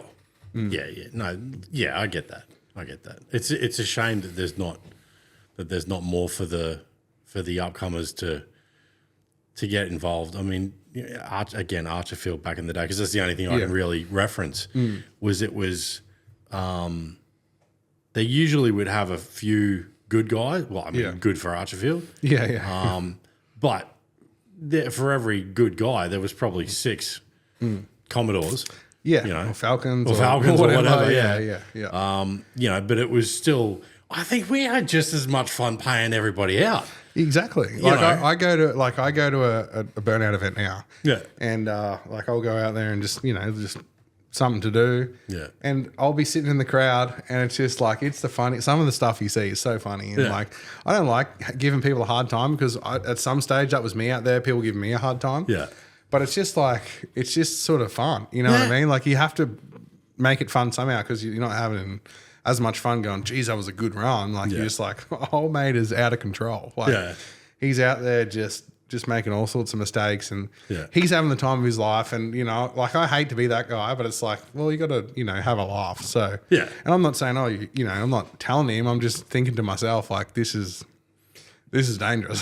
This is not good. So I think there's that in between too, where it's like, they're taking it a bit more serious and they're fucking up, a move versus the young guys, where we would be just on, in the crowd going, take your mum's fucking Camry home, or whatever you'd yell out, because it was just it's part of being an Aussie and too. If someone goes, like some of the biggest burnout videos, the dudes going out there and just can't do a burnout. Yeah, just their car is just not happy or whatever else, and they're they start to spin the tires, and they're out there, like, out the window, like, and they look behind, and the gearbox is blowing up. It's just the engine revving, like, it's just funny, So that's all that smoke's clutch, buddy. Yeah, that's right. So, and it's you got to do what you can, I suppose. Yeah, it's all fun. What's coming up as far as the events and things that you guys? I mean, obviously you got this big one this weekend, but which won't be this weekend when this comes out. But no. June 8th is Burnouts in. I'm actually not going. Okay. I said, dude, they invited me down. I said, dude, I've been away for 5 or 6 weeks from my wife and kids, and I said, if I say to her, flying to Australia and go, hey, I'm going to Sydney to film some videos or, you know, hang out. She would be like, you know, mate, like you'll come home, Come home you'll to be an empty single. house. Yeah. Which she would let me go if I really wanted to go. But Yeah. I see that many burnouts now. I just sort of like, I'd enjoy drinking a beer, cooking a pig, you know, whatever, like cooking a roast or whatever. Yeah. That's more exciting to me right now than doing more burnouts because I've seen that many burnouts. So Yes. it's good to have a break too. So Yeah. Is there what's the sort of juggle like? You know, I mean, obviously, family's a big thing for everybody, but you know, when you're doing something like, you know, you've just run that first event, and you know, trying to like launch something, it's a struggle to go. Fuck, you know, like I really need some attention at home, but this is, you know, you're getting pulled in almost two different directions. this has been the most stressful trip for me. Not because of the event, because I was selling my house. Yeah. So I was meant to be back. I think it was like the 20th. What are we? So the month before the event, I was meant to be on the 20th. Right. But I was at Eaton Till Mold House, and I'm, you know, had all this renovation stuff to do before I left. Yeah. And the whole time she's like, if the house ain't done, you're not going. You know, I'm like, I'd be done. I was working from 5 a.m. to midnight. Yeah. Just getting everything done, painting, you know, fixing up things around the house. Like I had so much to do. Stripping decks. Like I had little access to tradies because I was like, hey, what are you doing tomorrow? Oh, I'm booked out for 3 weeks. I'll be in America in 2 weeks. So I was really burning the candle at both ends. Also had to fit in like ticketing and like all this promo stuff and events and coordination and stuff. And luckily had some guys come on, Americans, that really helped out. Yeah. So I was so extremely stressed about, you know, making my away from Burnout side work. Yep. And, you know, we'd moved into the new house. I was moving houses. And then at the same time, my lease was up in my workshop. And they're like, you want to sign on for another 2 years? I was like, no, I don't. Yeah. Can I extend it? And they go, no, we need you to sign your lease. I was like, okay. So in the middle of all this, had to pack up 3 hoists, you know, 10 cars, enough tools to, you know, run a dealership. Like all this stuff was happening at the same time. And as I said, I was just out of control stressed about everything that was going on, not even including the event stuff on the American side. Yeah. And then throw that on top. And, dude, it was just like a real sort of, okay, well, I'm getting tested and let's just make sure, hopefully we make it out the other side. And in the end, I thought I was close and I left because I had to get back to America. I had meetings with cities and councils and all the shit going on. I couldn't miss it. And thank God to my partner, Julia. She stayed back and she, you know, I was ringing up tradies going, man, I really need a favor. I need you here. You know, I'll pay you double, like whatever. And, you know, we got it done. House has been sold. It's gone unconditional. And it was a very stressful time. But it was like, I think like the average person would have been at a ball on the ground. Like I feel like I don't get stressed. Like I had a big business and, you know, we would have a lot of stressful situations. And I just another day in paradise. I'm just over my head and go, it is what it is. Can't do it. Just do my best and go from there. And I was stressed, you know. So it's it must have been so full on that was one of those times. But it's you know, it was. I look back now and go, it's not that bad. But like at the time, I was like, oh my God, I don't want to be here, you know. Yeah. So like chicks giving birth.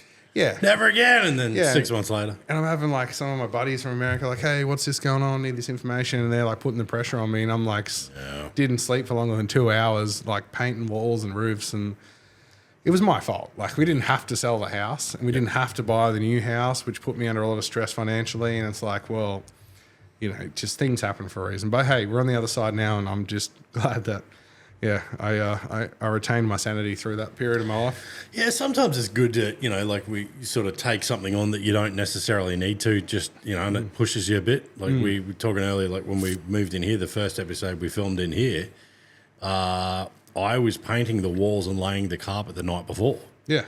Like, you're like, and it was just like, I didn't want to cancel that booking because I'm like, you know, no, we said we're doing it. Yeah. So it was like 10, 11 o'clock that night. We were down here, hands and knees, laying carpet tiles. They say pressure makes diamonds, so... Well, fuck, I should be more loaded by now. And that's the problem. You do all this work and you don't get the result you want. It's really soul-crushing. Well, no, the very next day after that episode, I changed everything. So I'm like, well, we got it done. Yeah. But, like, that curtain was there and the tables weren't there, and I sat back and looked at it and went, nah. Yeah. No, I got to change it. Yeah. You know, it was, you know, you want to do different bits and pieces, and it's like it's not that I had an end result that I was chasing. It was just I looked at it and went no. So got to change some shit. Yeah. But yeah, it's it's the fun. I think Rogan was somewhere that I've heard it. It's something like if you put yourself through some stressful situations and challenges by choice, when life throws them at you, you can handle them better. Yeah. Yeah, exactly right. And I think you were probably at the start of the pressure where I got to a point where I was like, you know what, close enough's good enough. Yeah, I don't care if it's the front door. I can't afford to think about it. I don't have the time to even, it can't even enter my head. Yeah. And, it's nice not to be at that point. It's nice to be at okay, I got to get shit. And that's one of my actual flaws as a person is like my urgency, unless it's tomorrow. Yes. Not urgent. I know. Like my wife's like, we need to get this done. I was like, we got like 2 months. Like, I don't need to do this now. You get to the day before, you're up till 4 a.m. and it's like, you're like, oh, thank God I got that done. It's like, you could have avoided it. The whole thing, So, but I have that exact same thing. There's I have a problem with going, like, how long will this logically take me? Probably 4 hours. Yeah. Well, then I'll wait till 4.5 hours before it's going to be done. Got half an hour up your sleeve. Yeah, that's right. That's exactly right. Yeah, and it's like I enjoy the pressure. I don't know. It's like I can do it now and relax and be easy. He goes, like packing for overseas is my worst trait. Yeah. I'll pack the morning of. There you go. So I was like, okay, well, I'm flying out 10:30, international flight, get there an hour and a half before. Okay, so I got to be there at 9. It's an hour drive, so 8. It takes me about, might have to do some washing, so say it's 2 hours. Yeah. I was like, got to be up at 5. I go, I want to have breakfast, so another 15. I'd say, what I'll do is I'll get up at 5 and I'll just pack quickly. And I'm just like, why would you do it? Just pack the night before. I'm running around finding SD cards and like something I thought I knew I had, I don't have it, and I'm stressing out. The kids are crying, then I forgot I had to look after the kids, and then it all goes to shit. And it's like, I don't like that feeling, but at the same time, I like it. It's like, I'll do it tomorrow, So if I could change one thing about how my mind works, that would be the thing I would change, So and it's funny when you I literally had this last week on Friday. It was because normally I'm again same thing, but I'm cramming to get the job out Friday arvo. Yeah, and my missus and I were talking, and she's like, "Why don't you just get it done in the morning, so that you've got time to deal with everything else you want to do?" And I went, "All right, fuck it, fine, I will." The rest of the day, I felt like I'd forgotten something. Yeah, because it's like there was nothing to do. I'm like, anything I do now is just choice, and I felt like odd. Yeah, because I'm like, I don't know what to do with myself. Yeah, Whereas I'll do shit here. If I've got to deliver a car at 5 and it's 2 hours, I will do other stuff till 3. It leaves no time for something to go wrong. And that's the worst. It's the worst way to be. It is, but I was right in one regard because I did that 2-hour job like in the morning. Yeah. But it took like 3 hours. Not because anything went wrong. There was no pressure to do that nut up quicker. No. Like I just, it's like we were doing the gull wings on that 80 downstairs. Yeah. Now he was due to be here at 2. Yeah. But at like 1:45, and I'm perfectly on time for 2, and I got it done. But at 1:45, I get, do you mind if we pick it up in the mornings? Things have changed. Yeah. And they're like, well, it's fine because I got it done, and I would have been done by 2. Yeah. But it's like, it just changes things because I'm like, there's no pressure now. Yeah. And you almost feed off it. There's 2 types of people. People that are, like my partner, which is, like, say my daughter finishes school at 3 o'clock. Yeah. She'll leave at 2:15. Oh, just in case there's an ambulance or a traffic or whatever else. Yeah. And because I picked the kids up from a new school because I haven't been there yet because I was away. Yeah. And she goes, what time did you leave? And I was like, 2:45. She goes, it takes like 14 minutes to get there. I said, I had a minute spare. Yeah, that's right. It's like, I got there 1 minute past 3 and luckily like they hadn't even come out of the classroom. But I was like, my time, like the way I manage my time is like, it takes about this long. Like even today I was like, coming here, I was like, should leave it. We're meant to be here at, what was it, 4:30? 4:30. Yeah. So at like 3:30, I'm like, I got time to, it would only take like 25 minutes to get there. And, luckily we went to the wrong address, but like, some people will leave like an hour early just to sit in the car park to make sure they're not late. But I'm never late normally. I'm just right on time. Yeah. So, and I like that. I like that sort of, that little bit of a, unsureness. What are you going to make it or not? Like, Yeah, it's a bit of a thrill. Yeah, that's right. So Yeah. I don't know, but I like it and I don't like it at the same time.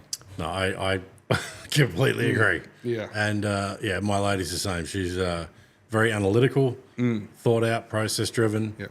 And I'm like, yeah, I am, but I'll do it in my head, and I'm pretty sure I've got enough time.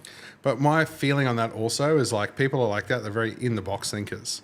Yeah. Very traditional. Very this is black. This is red. This is blue. Whatever. Yeah. And it's like I'm like, but why can't we fly a helicopter there and save time? Or why Yeah. can't like it's so much out of the box bullshit. Yeah. But I feel like a creative, like I don't know. I could be wrong, but my opinion is like a creative sort of person will always test the limits and stuff around basically. So I agree. I agree. Yeah. It's like you're not firing on all cylinders until there's pressure. And then you've got nitrous kits and blowers and turbos. That's right. Everything's forced in at the last hour. Yes. So that's exactly, there is more people out there like that. That's good. Yeah, no, absolutely. Yeah, and yeah. it causes just as much stress in my day to day. You can nearly say hyperfocus at the end. Yeah, we call it tunnel vision. Yeah. But same thing. Yeah, it's like it's one of those things that for whatever reason, and it's almost like even something that I will enjoy doing, I'll still put it off. Yeah. Because it's like it's almost like you need the adrenaline. Yeah. To bring out your best sort of game. Yeah, that's right. Yeah, it's so weird, but it's like talking to a fucking mirror. Yeah. Does it bring stress to your the relationship for you guys in being so different? Not really. It's like yin yang, Yeah. So she's like when the kids play up, she'll get angry. She'll lose her stuff before me. Right. The kids will be, knocking glasses off tables or whatever. Yeah. I'm just, unless I'm tired, different story. But True. I'm just like, come on, you can't be doing that. You behave for your mother or behave for me, whatever. And I'm sort of very different parenting style. Yeah. But it sort of works together. You know what I mean? Like, she knows if I start yelling, it's serious. Yeah. I never yell at the kids. I never yell at her. But sometimes I'm like, I'll get angry or slam a door or something. She's like, okay, that's the limit. Pull back. Yeah. Because we're not used to that. Where if she flies off the handle, it's like, oh, it's another day. It's Yeah. And then she's not mean or nasty. It's just like a mum sort of yell, and it's like, okay, well, I get it. Yeah. It's frustrating. Yeah. But that's not my way of handling things. So it's it's cool. Yeah. No, it's good. It's good that you work together like that. Yeah. And that's the same with most even businesses. I have business partners over the years, and I feel like that yin yang. You both have your strengths in the way you work, and it's sort of you need that in life. So. Yeah, we looked at doing something here to do an expansion and bringing somebody on, but it was like, I don't need another me. No. I need, we're going to get nothing done. No, and as I said, if it's not bullshit and it's disagreements and stuff like that, it's not productive, and so it's definitely that's one thing I've learned over the years is personalities clash or personalities are too similar. It's just not the best. No. So what have you got? You got to build something for Australia. So the Lux is over. Living in the States now? Yeah, it's been there for 2 years in November, and the government just gave me an extension on it because you're meant to bring it home after a year, and they give everyone a 1 year extension, which is 2 years. Yeah. And then I rang up the customs. I was like, hey, I got to do SEMA at least. SEMA will be my last event. Can I get a 3-week extension? Yeah. From SEMA, I'll drive it to California. You can have it. We'll send it home. And then she's like, oh, Kyle, I haven't heard from you in a while. I was like, yeah, it's been nearly 2 years. And she goes, oh, I follow you on Instagram. I was like, oh, that's cool. That's always helpful. I was like, yeah. And she's like, oh, don't worry about it, darling. I'll sort it out. You get another year. I was like, right. I was like, I definitely won't reshare this conversation in case she sees it. But she sorted it out, and she's given me a year extension, and she's more or less said leave it as long as you want. Right. So for me, getting back to the Australian stuff, I obviously haven't done a lot here. Yeah. Which is not the worst for me. I don't really care. You know what I mean? I could go over there and do burnouts, and the Australian stuff, it is what it is. I could do it. If I had a car, nothing to do, I'd go to a burnout, whatever. Yeah. But for me in Australia now, it's not about burnout comps. It's about doing what I love to do, which is the event side. So events like V8 Supercars and AFL Grand Final is another one I'm meant to be doing. So that's all through Monster, but it's that's something I'd want to do. Yeah. New crowds, new pads, I've done stuff in America where you know, like the Supercross World Finals was in Utah. Yeah. And then the Monster guys got me out, and they're like, all right, Kyle, here it is. Just do what you do. Like, we don't care what you do. Just, you know, make sure that people love it. Yeah. I was like, yeah, it's like a pad, like a steep hill. Yeah. There's like no fences between. Like, there's like a water barrier without water in it. You know, like so many things can go wrong. Yeah. I'm thinking, lucky you got me, because if you had some other burnout guy and he's just not sure what he's doing, he's popping tires into the crowd, and like I said, I'm timing my tires. I can feel the grip level. I can feel the obstruction to the rubber. Like, I know when they're going to go. Yeah. And like, I'd stop just before it and I'd change tires, and they're just like, oh, it's just normal. And I'm just like, it is not normal. Like, it is. You're lucky because someone's going to cop a rubber belt to the face at 300 kilometers an hour. That's how fast my wheels spin, by the way.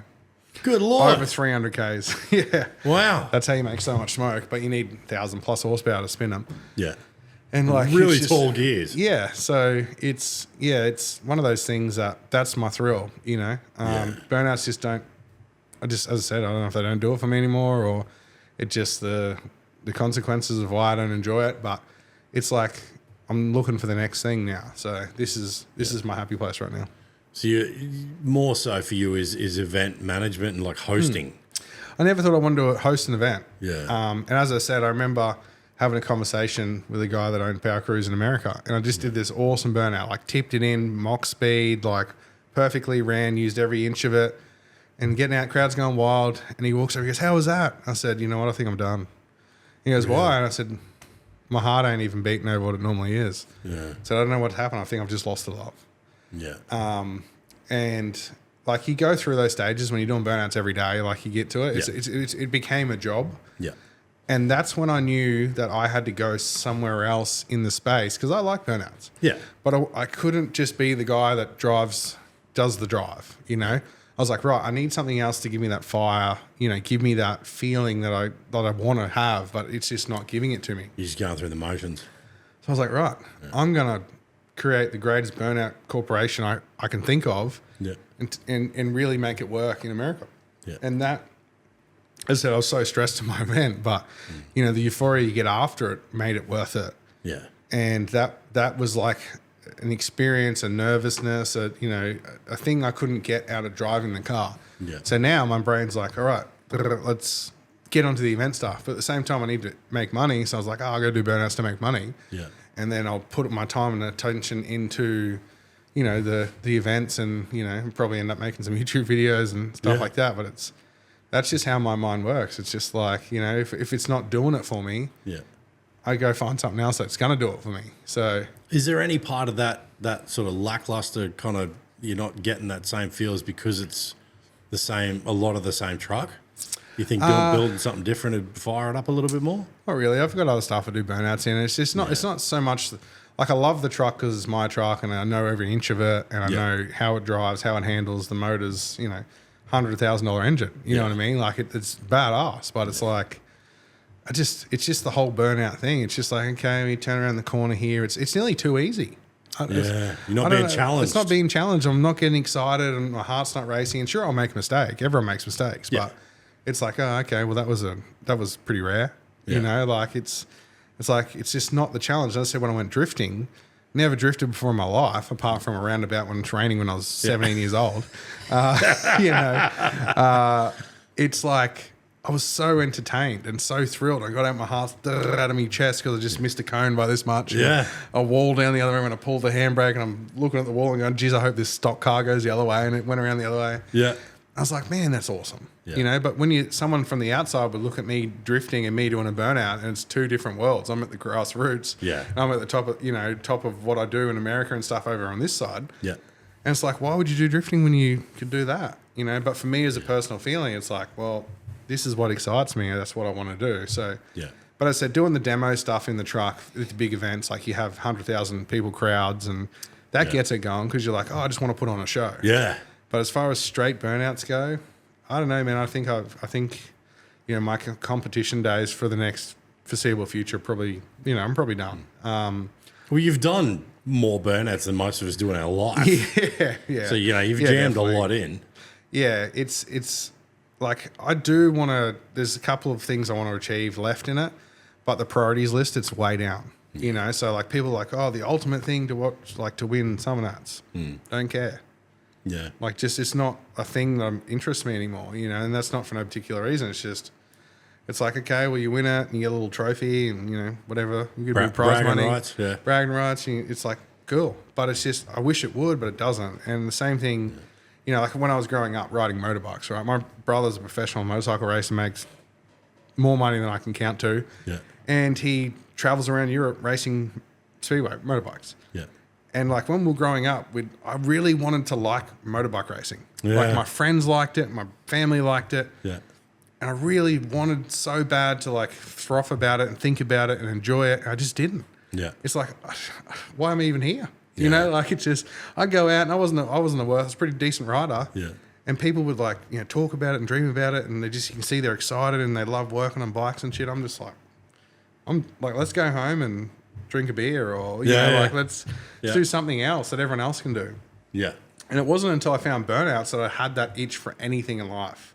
Really? Like playing footy. I'd played footy my whole life, made all the state teams and rep teams and did everything I had to do and, you know, signed with, you know, NRL teams. I kept like, I could have made the NRL, I think, you know, if I kept my fitness up and didn't end up partying my life away. But sorry for all of us. Yeah, like I'd played in Queensland teams and gone to New South Wales and won trophies and tournaments and, you know, it's cool. But the itch wasn't there. You know, there was nothing to keep, like, my heart won't burn him for it. Yeah. And that's when I was like, that's when I come to the realization about why am I working when I can do something that really lights me on fire? Yeah. And at that stage, I was still loving Burnouts. And as I said, I don't know if I've just developed or I've just sort of become numb to the, you know, to the advantages of doing the sport. But for now, it's more like I just want to make a cool thing. So and I might get it back, you know, like I might build a new car or I might get a new competition or something might happen and it'll jog me back into it.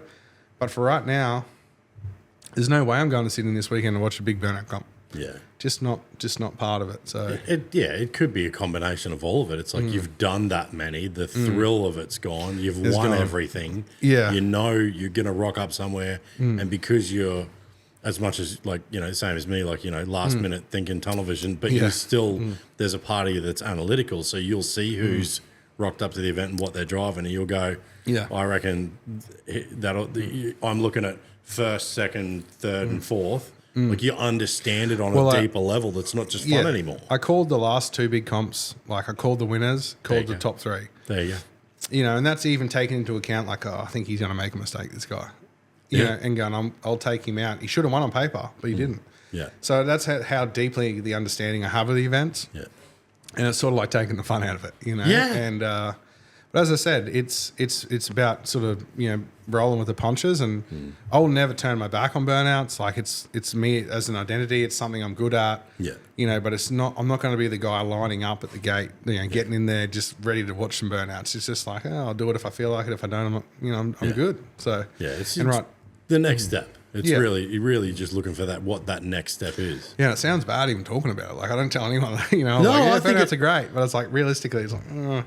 Yeah, but I think it's awesome. I think it's like it's almost like, you know, you're at that position where I mean, to a degree, and obviously correct me if I'm wrong, but it feels like you're almost trying to take more of a mentorship, passing the torch.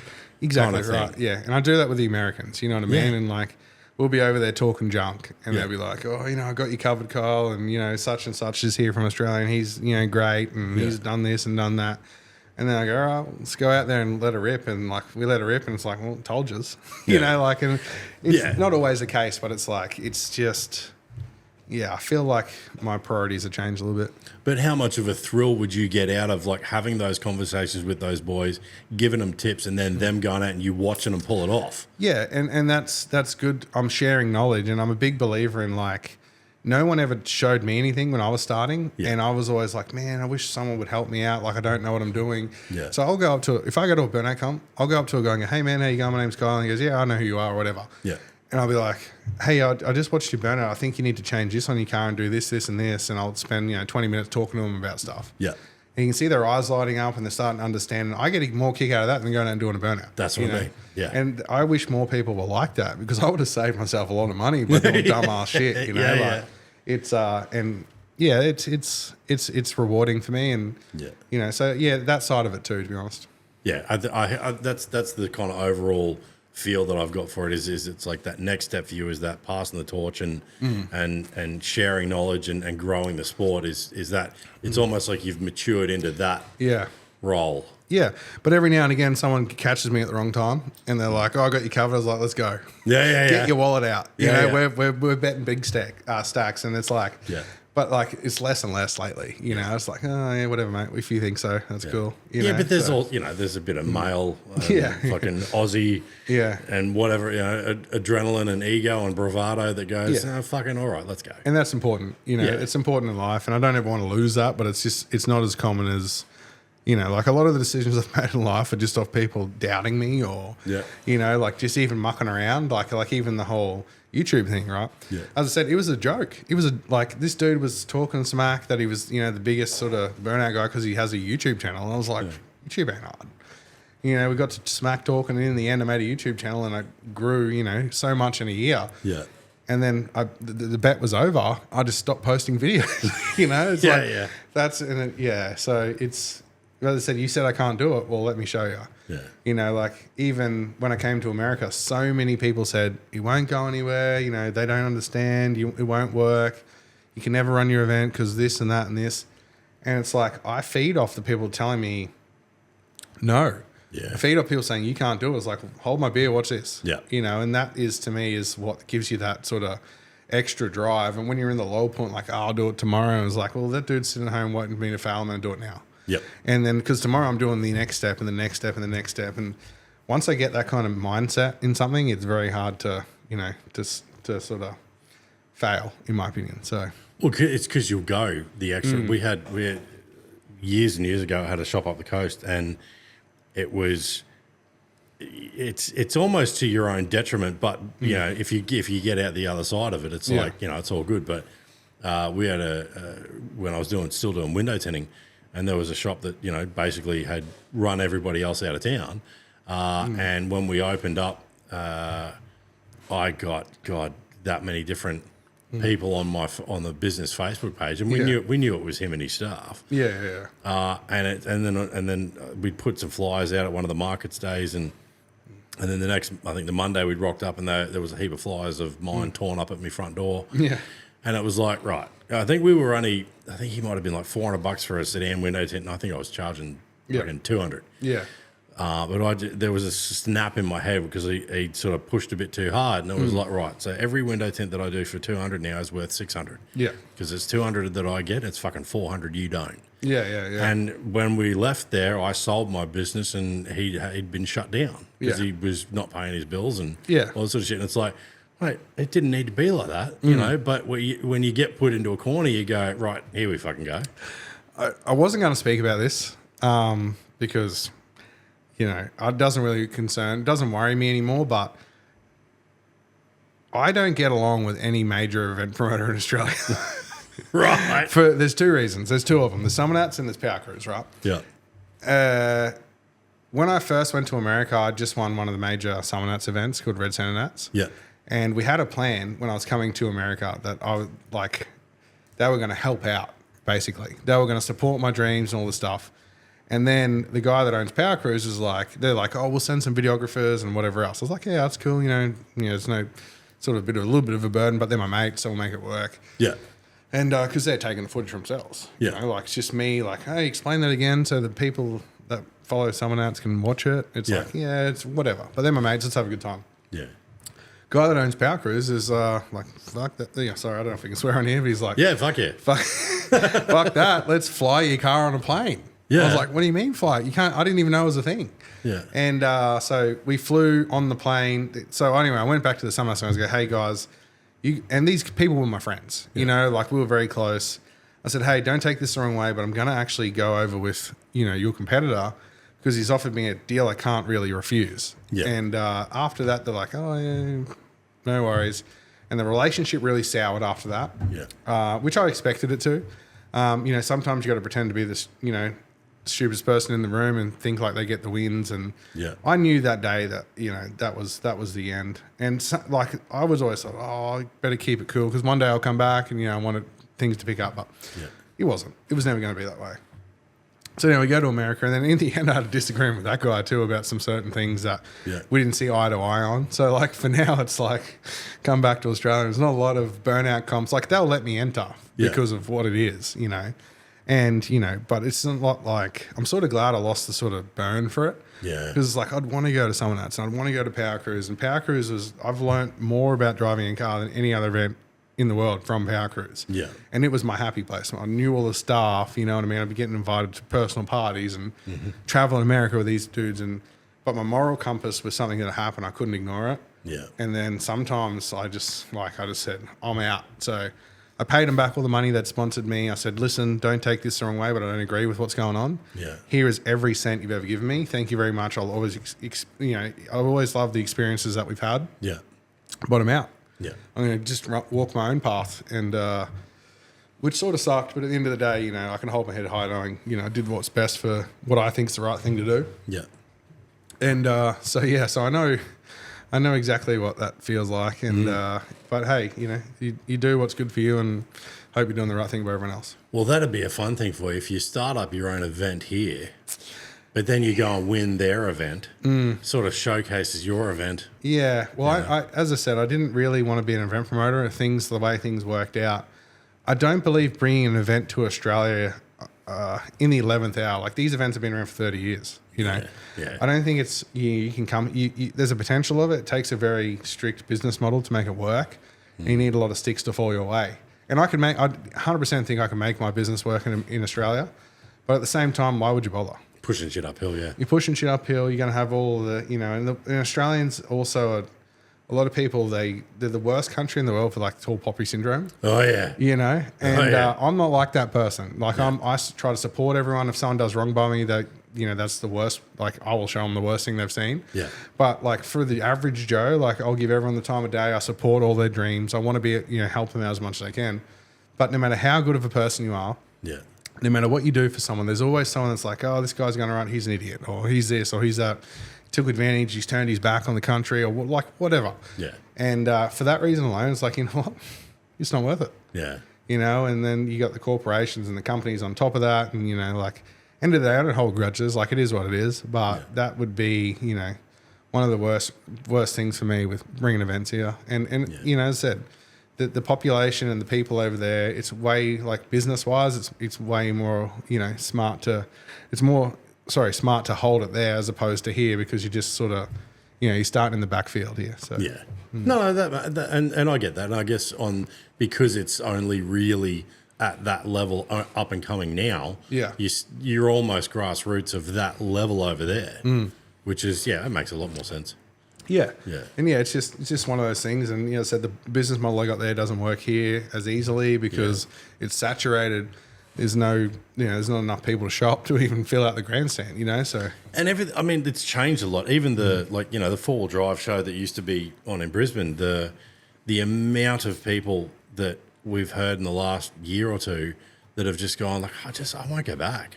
Like, it's shit now. Like, they're not, it's not what it was. Not what it used to be, No, and I think people are, there's probably a little bit of an American influence in that as well, because we're so, with the internet and everything else, we're so much more across what they're doing, and it's day to day now. Not and it's killing it. It's killing it. And that's the thing that you got to be like. As I said, you see, or they go to like King of Hammers, or they go all this like badass stuff. Yeah. And in the deserts and stuff, and you go there and you got some bloke and he's Hilux. It's not. It's not. No. The internet's ruined it. It's ruined the. It's like, the porn thing, right? They go, don't go and watch porn because you obviously you go home and it's like, well, it's just not, it just ruins it, you know? So it sort of sucks, but at the same time, at least you know what's what. So. Yeah, that's true. I think there's definitely parts of it though that, it was nice being in a bubble. But when it comes to business and stuff like that, it's like, I get it. It's like, that makes more sense. Americans live in a bubble, like, so especially for the burnouts, as I said, they're like, we're badass, you know what I mean? We got the blower, we got a hat, some carbies under there. Yeah. Well, why you got a hat on your carbies? Oh, it looks cool. Yeah. Okay, well, what's that massive spacer there? Oh, it looks badass, brings the blower up. I said, it's not efficient. Like, what are you doing? Yeah. And then their bubble was burst very quickly when us Aussie boys got there. Yeah. And that's what I mean. But I would sort of rather know than, you know, think you're badass at something and some foreigner comes over and just wipes the floor with you. But yeah. I think there's some enjoyment that you can have in not knowing. Yeah. And then, you know, when reality sets in, you're like, oh, fuck, all right. Yeah. As long as you've then got the ability to step up to that level. Yeah, exactly. And I think like you're doing at the moment, like passing on, you know, I don't want to say like passing the torch, like, you know, you're retired Not that from old, it, yeah, but you know, like educating and sharing that knowledge that you weren't given. And that's the thing, right? Everything I do in life is not for the enjoyment of everyone else. It's the enjoyment for myself. Yeah. I know that sounds a bit selfish, but it's like, if I would rather do something else, why am I doing this? Yeah. Oh, because the people want to see me do a burnout in the stand. I said, I appreciate it. Yeah. I appreciate it. Like everyone that likes doing what I'm doing. But for me as a person, it's like, you know, you got to sort of do what makes you happy as well, you know? Yeah. And you're getting something out of that sharing of knowledge too. Yeah. And that's my way of giving back. And it's, you know, a lot of people are annoyed that I've been in America so long, and they go, man, I went to this event hoping I was going to see you and haven't seen your car in this long and this and that. Where's your YouTube videos? Like I used to watch on a weekend. It'd give me like a, you know, it'd make me happy to see what you're up to. And, you know, it sucks. But at the same time, you know, it's like, well, man, I got some stuff going on, you know? So do you think any of that's part of the pressure of keeping up with that sort of stopped you making them a bit? I just had like it was a circumstance change. So the reason I stopped making videos is because I'd booked this big trip to America, had a 3-month deal where we had a lot of stuff planned out. My videographer, my right-hand man, John, he was denied entry at the airport in America. So I'd paid for his flights, all of our stuff, and all good. Oh, he got to America. He got to America and they said, why are you here? And he goes, oh, I'm just here to film some videos. Yeah. You know, and have a holiday. Yeah. And they're like, well, you know, do you get paid? He's like, oh, sometimes. They go, oh, so you're here to make money? And I was like, he's like, no, I get paid in Australia in my Australian account. I'm just here. It's our work trip. We go away and we're just filming stuff around, whatever. Yeah. Sort of got a bit panicky, I suppose. Yeah. And they said, well, you know, you're here to make money and blah, blah, blah. You can't support yourself. Sat him in a glass room for 24 hours and he sent him back to Australia. And he Lord. he still hasn't been able to go back. Wow. So, you know, like there's things you need in place, like you need to, you know, set up tax IDs and stuff like that to work in America, which I've, you know, luckily I've got all that sorted. Yeah. But at the start, I was like, man, if you say you're a YouTuber or you're making YouTube videos and you get paid while you're in a country filming stuff inside America, Yeah. you can get denied because they're like, why are you making money off being here? You don't have a tax ID or whatever. So, like, I was very, like, in limbo. Like, if I get banned from the country, I'm done. Yeah. So I was very, you know, lucky to get all that sorted. And I don't think it would have been an issue, but being in grey area, you're like, you know, what's going to happen? So the key point in that is just say you're there for a holiday. yeah. Don't tell them you're working. Yeah, well, we're not really working. You know what I Yeah, mean? well, It's and he worked for me full time in Australia. Yeah. I said, hey, we're going to America to do a trip. And I paid him from an Australian account into an Australian account. Yeah. You know, he was on his own. His bills are all his own. That was from his salary that I had to pay him in Australia. Yeah. So realistically, I think he might have panicked, and that's what sort of brought him undone. Yeah. But if he had the chance to explain it correctly and say, well, I'm not here getting US dollars. I'm getting Australian money to my Australian account, and I just here, you know, here sort of working, but not really, if you know what I mean. You know, so it's a hard one. That's shit. It's like, you know, if someone goes, oh, the 4-wheel drive show in Vegas this year, Yeah. and you work for, I don't know, Method Race Wheels. Yeah. Yeah, hey, you're going to go over and capture some content and make some reels at SEMA or whatever and put them together and we'll fly home. Yeah. They go, well, you're here filming, but you're getting paid while you're here. Yeah. Get out.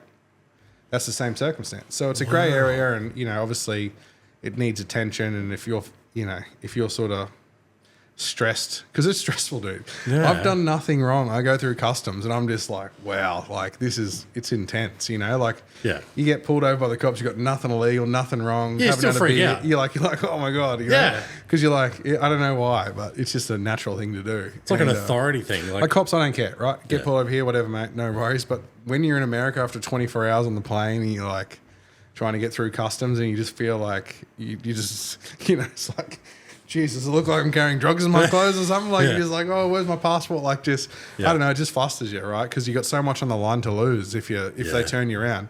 And the thing is, you don't go to court. There's no appeal process. Yeah. The dude that checks your passport, it's his discretion. There's no appealing it. If he's having a bad day and he goes, oh yeah, Yeah, I don't like your story, mate. Out your hop. You're done. Career's over. You know, if you don't have the right documentation, which takes months to apply for, you're good as done. So that's what happened to my videographer. So anyway, so that sort of cancelled the trip. He had to find other employment because I was in there for 3 months. I wasn't coming home. Yeah. But that really stopped my streak of, you know, I was getting, as I said, some of my videos was, you know, 200 to 400,000 views. Yeah. My subs were starting to go. My reach was starting to get out there. Yeah. And that just like, that was like, right, I'm starting to build. We get to America, we're going to smash it. Living with Weston, you know, like that was my time to go. Yeah. And bang, one thing destroyed it. Yeah, right. So I went to a point where, like, I'm done with YouTube. Like, just wasn't meant to be. Yeah. And, you know, the more I've done, I'm like, you know what, I could probably do it, but I'd need to change some things. So I want to do more homegrown stuff. Like I want to build, you know, badass cars in my shed by myself, you know, like, or just with mates. And that's my vibe. And, you know, obviously it's not a bad option because no one cares about burnouts. Like the majority of the crowd, they don't want to see 100 burnout videos. No. They want to see you buy, you know, a lawnmower and, you know, put a jet engine on the back of it or something, you know? So that's sort of what I want to do is build cool stuff in my shed. And when I do come back to YouTube, that's what I'll be doing. Yeah. Not traveling the world doing burnout comms in America. Like this, I might put a few things in, but yeah, the homegrown stuff for me and appealing to a national, like a worldwide audience, is what what I'll try to do.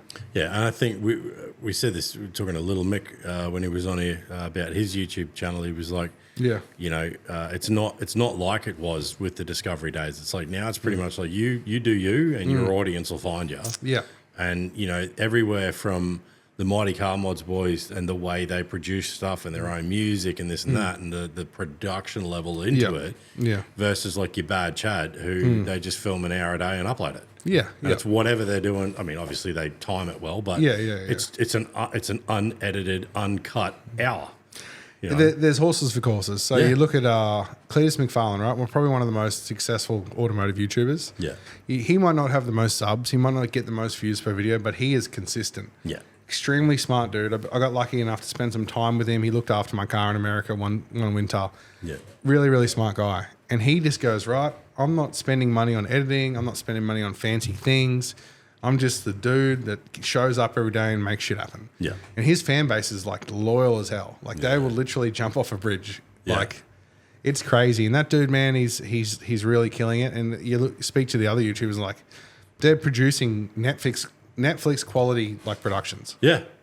Weston just drove a 30,000 pound tank through 20 something cars with slow-mo things on drones and 40 different camera angles. And like he was the most amazing thing I've ever seen with my own eyes was that day when I was with Weston doing that the truck video. Yeah. But it's like, okay, might go 4 or 5 million views for one video. Fantastic. But you haven't uploaded for 3 weeks. That's one video in 3 weeks because it's the grandness of it. Yeah. Cletus, he goes Month of Freedom. He does a video every day. Yeah. So he's done 21 videos in 3 weeks and they all go 1 million. They don't go 4 million. They might go 1 million, but that's 21 million views as opposed to 4. Yeah. So who's the sucker? You know? Yeah. So that changes my outlook, but at the same time, you got to get to that point as well. So for sure. Yeah, for sure. I still prefer Western style and Whistling Diesel style. Yeah. Because for me as a viewer, I don't watch a lot of Cletus's stuff because it's like, it's sort of, you have to be really invested in it to like, to get to know what's going on. Yeah. But anyone can sit down and watch a one-off video. You know what I mean? Where they just, drive a tank through an apartment block or whatever. Yeah. So if you're not in the loop and you're not a massive fan of someone, it just doesn't appeal to me. But so many people that religiously watch him. So yeah, I think that comes down to feeding that animal too, like because feeding that machine, because it's the same thing. Like the Diesel brothers. I mean, you look at something they were doing 10 years ago, and then look at something they did 5 years ago. Same thing with Mighty Car Mods are pretty. Well, they've done some nice builds, but they've stayed pretty consistent. Yeah, but they all have to keep pushing the barrier. Yeah, even down through like the 4-drive action guys. Like what they're driving now, like they would not have even attempted that 10 years ago. No, but they need to push. Well, they need to try to open up to new audiences. Yeah, they'll have a loyal audience too. Yeah, and that's the thing. You got to if you want to draw people into the scene that wouldn't usually like your normal content, you got to try something different. Yeah. So I've got a guy, a good mate of mine, Robbie Layton. He lives in Utah, and he owns a body panel shop. Yeah. And he gets roughly, say, he might upload 2 to 3 times a week. Yeah. And he gets about 100,000 to 150,000 every episode. Yeah. The same guys log on, the same guys watch it, the same guys comment. Yeah. He's not appealing to a wider audience because he's sort of in a niche where, but the people that are in his niche are like to die for. Yeah. And Cletus is like that on a bigger level. Weston will go out and get, 1 million people that have never seen a video of his before because it'll go on trending or it'll do this, it'll do that. Yeah. And it really appeals to the masses. Yeah. But at the same time, his audience is in depth and connected. So he's still got a big connected audience because when you got 11 million followers or whatever, like there's some that are going to stick. Yeah. But as far as ratios go, the people that do that sort of regular uploading and stuff, their audience is a lot more, to die for you. So that makes sense.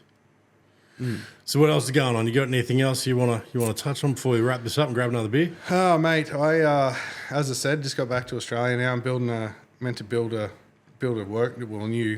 new studio basically, big shed, 400 square meters with bays and You doing that at home or? Yeah. Nice. Got to get council approval. I don't know how Yeah, to go. Yeah, it's What's that saying? But asked for forgiveness than permission. yeah, but when they go ribber down, that wouldn't be a good thing. But Yeah, no, that's I true. just, I'm sort of happy with where I'm in life, and what my goals are. They've changed over the last 2 years, but I feel like I've finally figured out what I'm doing. Yeah. And so yeah, I'm just trying to knuckle down and be vigilant with my decisions, and keep moving forward. So Yeah. that's that's pretty much my goal, and try and be as good a person as I can be. Yeah. Have you got any ideas what you would build to replace the Hilux over here? Yeah, another Hilux. No, fair. So my idea, I think it's cool. I've got an opportunity to go, a few places around the world to do this. Yeah. But I feel it's important to get one back here at home. But if I build another 5 burnout cars, there's going to be 5 identical Hiluxes. Paint them the same color. Anywhere I fly in the world, pick it up, do a burnout, put it back in the shed, fly somewhere else. Right. That's the ultimate coolness for me. Like just, there'd be subtle differences. Like maybe I get a wheel sponsor off, someone, and then the wheel sponsor in that country, it's easy to get this wheels for that country, or like whatever. Yeah. But that would be that's my ultimate. Just having, my style, my kind of car, and just multiplying it, Yeah.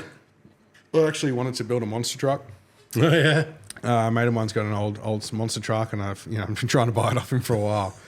And I'm just going to take the body off and put a Hilux on it and call it Luxifer XL. You know what I mean? Like just sort of, just keep to that vibe, and keep building.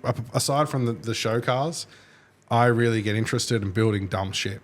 Yeah. So I bought the world's smallest production unit. It's called a Daihatsu midget. Is the name of it. Yeah. It was my best thing on YouTube, actually. It went the series went 600,000 or something. Yeah. At the time, I was getting 30,000 on a video. So it was like, right, people fuck with this.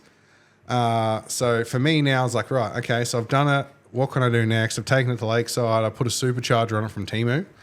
And I'm pretty sure it's no good. That's it. All right. Oh my God, it's just a 1 seat. Yeah, so is this the last episode? I think it is, yeah. Performance test. Oh my God. So it is a hell of a car. Like, it's so much fun. I'm out there just ripping it, and it was sketchy. Good Lord. Dude, so I tested it naturally aspirated, or when I got it. Yeah. On the dyno, it made 25 horsepower. Oh, wow. I made a few episodes putting the supercharger on it, put it on methanol. What did you paint that in? I bought it like that. It's Raptor paint. I think it's like the Cruiser color in Raptor. Yeah, yeah. So I did all these mods to it in the middle episode. Yeah. In the final episode here, I took it out to the track and performance tested it. That's my jet car. I've got a jet car? Yeah, I didn't know it was in a Commodore though. Yeah, it's in a VN. Was it always in a VN? Yeah. Yeah. Oh God, I've got a completely different picture in my head now. But anyway, so I went out there. I doubled the horsepower on the dyno. Right. That's me on the dyno. And everything worked perfectly. It was like the first time I was like, well, this just worked out. So going on into the future episodes, I'll probably take it somewhere it shouldn't be going. Engine swap it to like a Hayabusa engine, or rotary, or just something ridiculously powerful for that car. Yeah. And then that's sort of my style, just dicking around. That's my videographer, John. Yeah. So yeah, I had a pretty nice shop. Is this your workshop there? Yeah, it was the one I had at Brendale. Yeah, I'm out of that now. I didn't re-sign the lease. So Right. obviously I wanted to build one at home. Who did all your artwork on the wall? Guy called Dan, Drill Art, I think, from memory. Yeah. So yeah, he just come in and sprayed it up, and really talented guy. If you need his details, I'll send them to you. He's local, and yeah, just mate, this was good fun, and this is one of those things where I was starting to get over YouTube, and then this thing just like went off, and I was like, you can make 10 grand out of an episode when you're doing that many views with sponsors and stuff. So it was like, this is an integration. Oh yeah, we were talking about earlier. Yeah. So what happens with this stuff? Do you get approached for it, or do you like? Man, so I haven't done any on YouTube because my video, I don't like doing it on the YouTube channel because it's just not a good look. Yeah. But like Instagram, right? I'll get a message from, I'll get 1 or 2 a day, right? People want to advertise on my channel. Yeah. And then, like, out of the blue, they're like, oh, how much for a story? Which a story is like 24 hours it's gone. It might get 10,000 views, might get 20,000 views. No one really knows what you get. Yeah. So I basically said, you know what, 3 grand and I'll post a story. Yeah. And they're like, no worries. Yeah. So for a while there, and I stopped doing it because I just don't want to promote the wrong thing. Like, if you're really in a spot, hey, whatever. But, they'll give me 3 grand a week. Just to post a story a week. Yeah. Like, it's just ridiculous. Yeah, right. So there's ways to skin a cat, but, some are more, obviously. Ethical than others. More ethical than others, yeah. So if you want to look into I'm not, what I'm not selling, any kind of trafficking or anything. No, Like, I'm no, just no. selling a casino. But it's just, I see a lot of other guys doing it. I'm pretty sure Sam did one. A couple of my buddies did one. I'm like, what's the worst that can happen? I lost 1,000 followers from that story. Yeah, right. So people are like, oh, I don't agree with that. And I was like, you know what? Neither do I. So yeah. Yeah, I think there's. I've heard a few people talk about that. Like they'll. It would be tricky then too when you start getting into like, how's this going to get taken? Because I know, like, when we did our Pauline Hanson episode, and that was like 2 hours of Pauline Hanson. Yeah. And there was some shit in that bloody in the comments. Yeah, I can imagine. Like, I don't care. Like, I get almost a kick out of it because like you get called controversy names. sells. Yeah. Yeah, like, and you get like, there was a couple of comments like, a pair of racists at a table, and I'm just like, keep typing, buddy. Dude, that's the first thing comes up when I Google the channel. Like, when you said, hey, come on, I was like, yeah, I'll come on. I was like, looked it up. I was like, okay, what am I in for? Yeah. Are we coming in here to jelly wrestle? I'm like, what's, you don't know, right? Yeah. And I looked it up. Pauline Hanson was like, oh, no way. Pauline Hanson's around there. Like, that's cool. Yeah. You know what I mean? Like, it's not a supporter or don't support her. It doesn't matter. It's just like, oh, that's, that's cool. So Look, that was my thing. James Ashby rang me, and he was like, we just want to make sure you're not going to stitch her up and blah, blah, blah. And I'm like, dude, I'm about as far removed from a political reporter as possible. Yeah. And I said, and in all honesty, like, she's a politician. She's going to get her point across. I don't need to interview her. No, that's right. And I said, I don't want to talk to Senator Hanson. I want to talk to Pauline. Yeah, that's right. And I want to hear her story. And it's like, that's kind of how I've tried to, do all of them, is like, because I love stories and I love hearing wherever people are at now for whatever reason that they're known for. Yeah. Like, what was that catalyst? What got you started, or what would you do different? Yeah. And it's like, but no, there's no jelly wrestling. Unfortunately. Not on camera anyway. Yeah, and that's the good thing. Like, that's why I like to come on these shows, because you get to get to know the real person, and like, people might go, oh, I like that Kyle guy, I might follow what he does, or and I like to tell my story as well. It's sort of, I like to know your story and how you guys do things, and it's interesting. So thank you very much for allowing me to come on here. No, you're very well. Thank you for coming down. I know you did. You said you did a few over in the States, or you've done a few. Yeah, here I've done a couple in the States, probably 3 or 4 in the States, and done a few here. And like, I would rather go on the smaller ones, and because some of the bigger ones I went on, it's like, it's just, it's a bit like directed. Okay. And you don't really get a chance to just, shoot the shit. So that's sort of, I like that. Yeah, no, it was, we're very directed, what? Unpolished, yeah. Unpolished. That's the way it needs to be, in my opinion. So I think, look, Rogan said it best, because he's like, at the end of the day, people will put on a show for 20 minutes, half an hour, but like, it's like, once you pass that hour, you start getting the real story. And it's like, for people like us, it's like, well, we're real from go from the beginning. But there's definitely, when you with politicians and stuff like that as well, it's like, you keep them talking for a while, they'll tell you some stuff. And dude, I like, when it comes to YouTube, I actually don't watch a lot of YouTube. Yeah, I watch a couple of my mates' stuff because I like to keep up in the loop, and they're cool, or like big YouTubers. Yeah, but majority of my stuff on YouTube is like podcasts. Yeah. So I'll be doing something, and which sucks. Another thing sucks about filming is you can't just be listening to a podcast where you're working on your car. Yes. So that sucks. That's another bad point about it. But, if I'm like when I was working on my house, my YouTube's getting maxed. Like I was listening to podcasts about ancient Rome and, just everything that was unrelated to what I was doing. Yeah. But it was just so relaxing just to have someone talking. I'll go to sleep. Like I would have watched, you look through my Spotify and Joe Rogan, nearly every episode.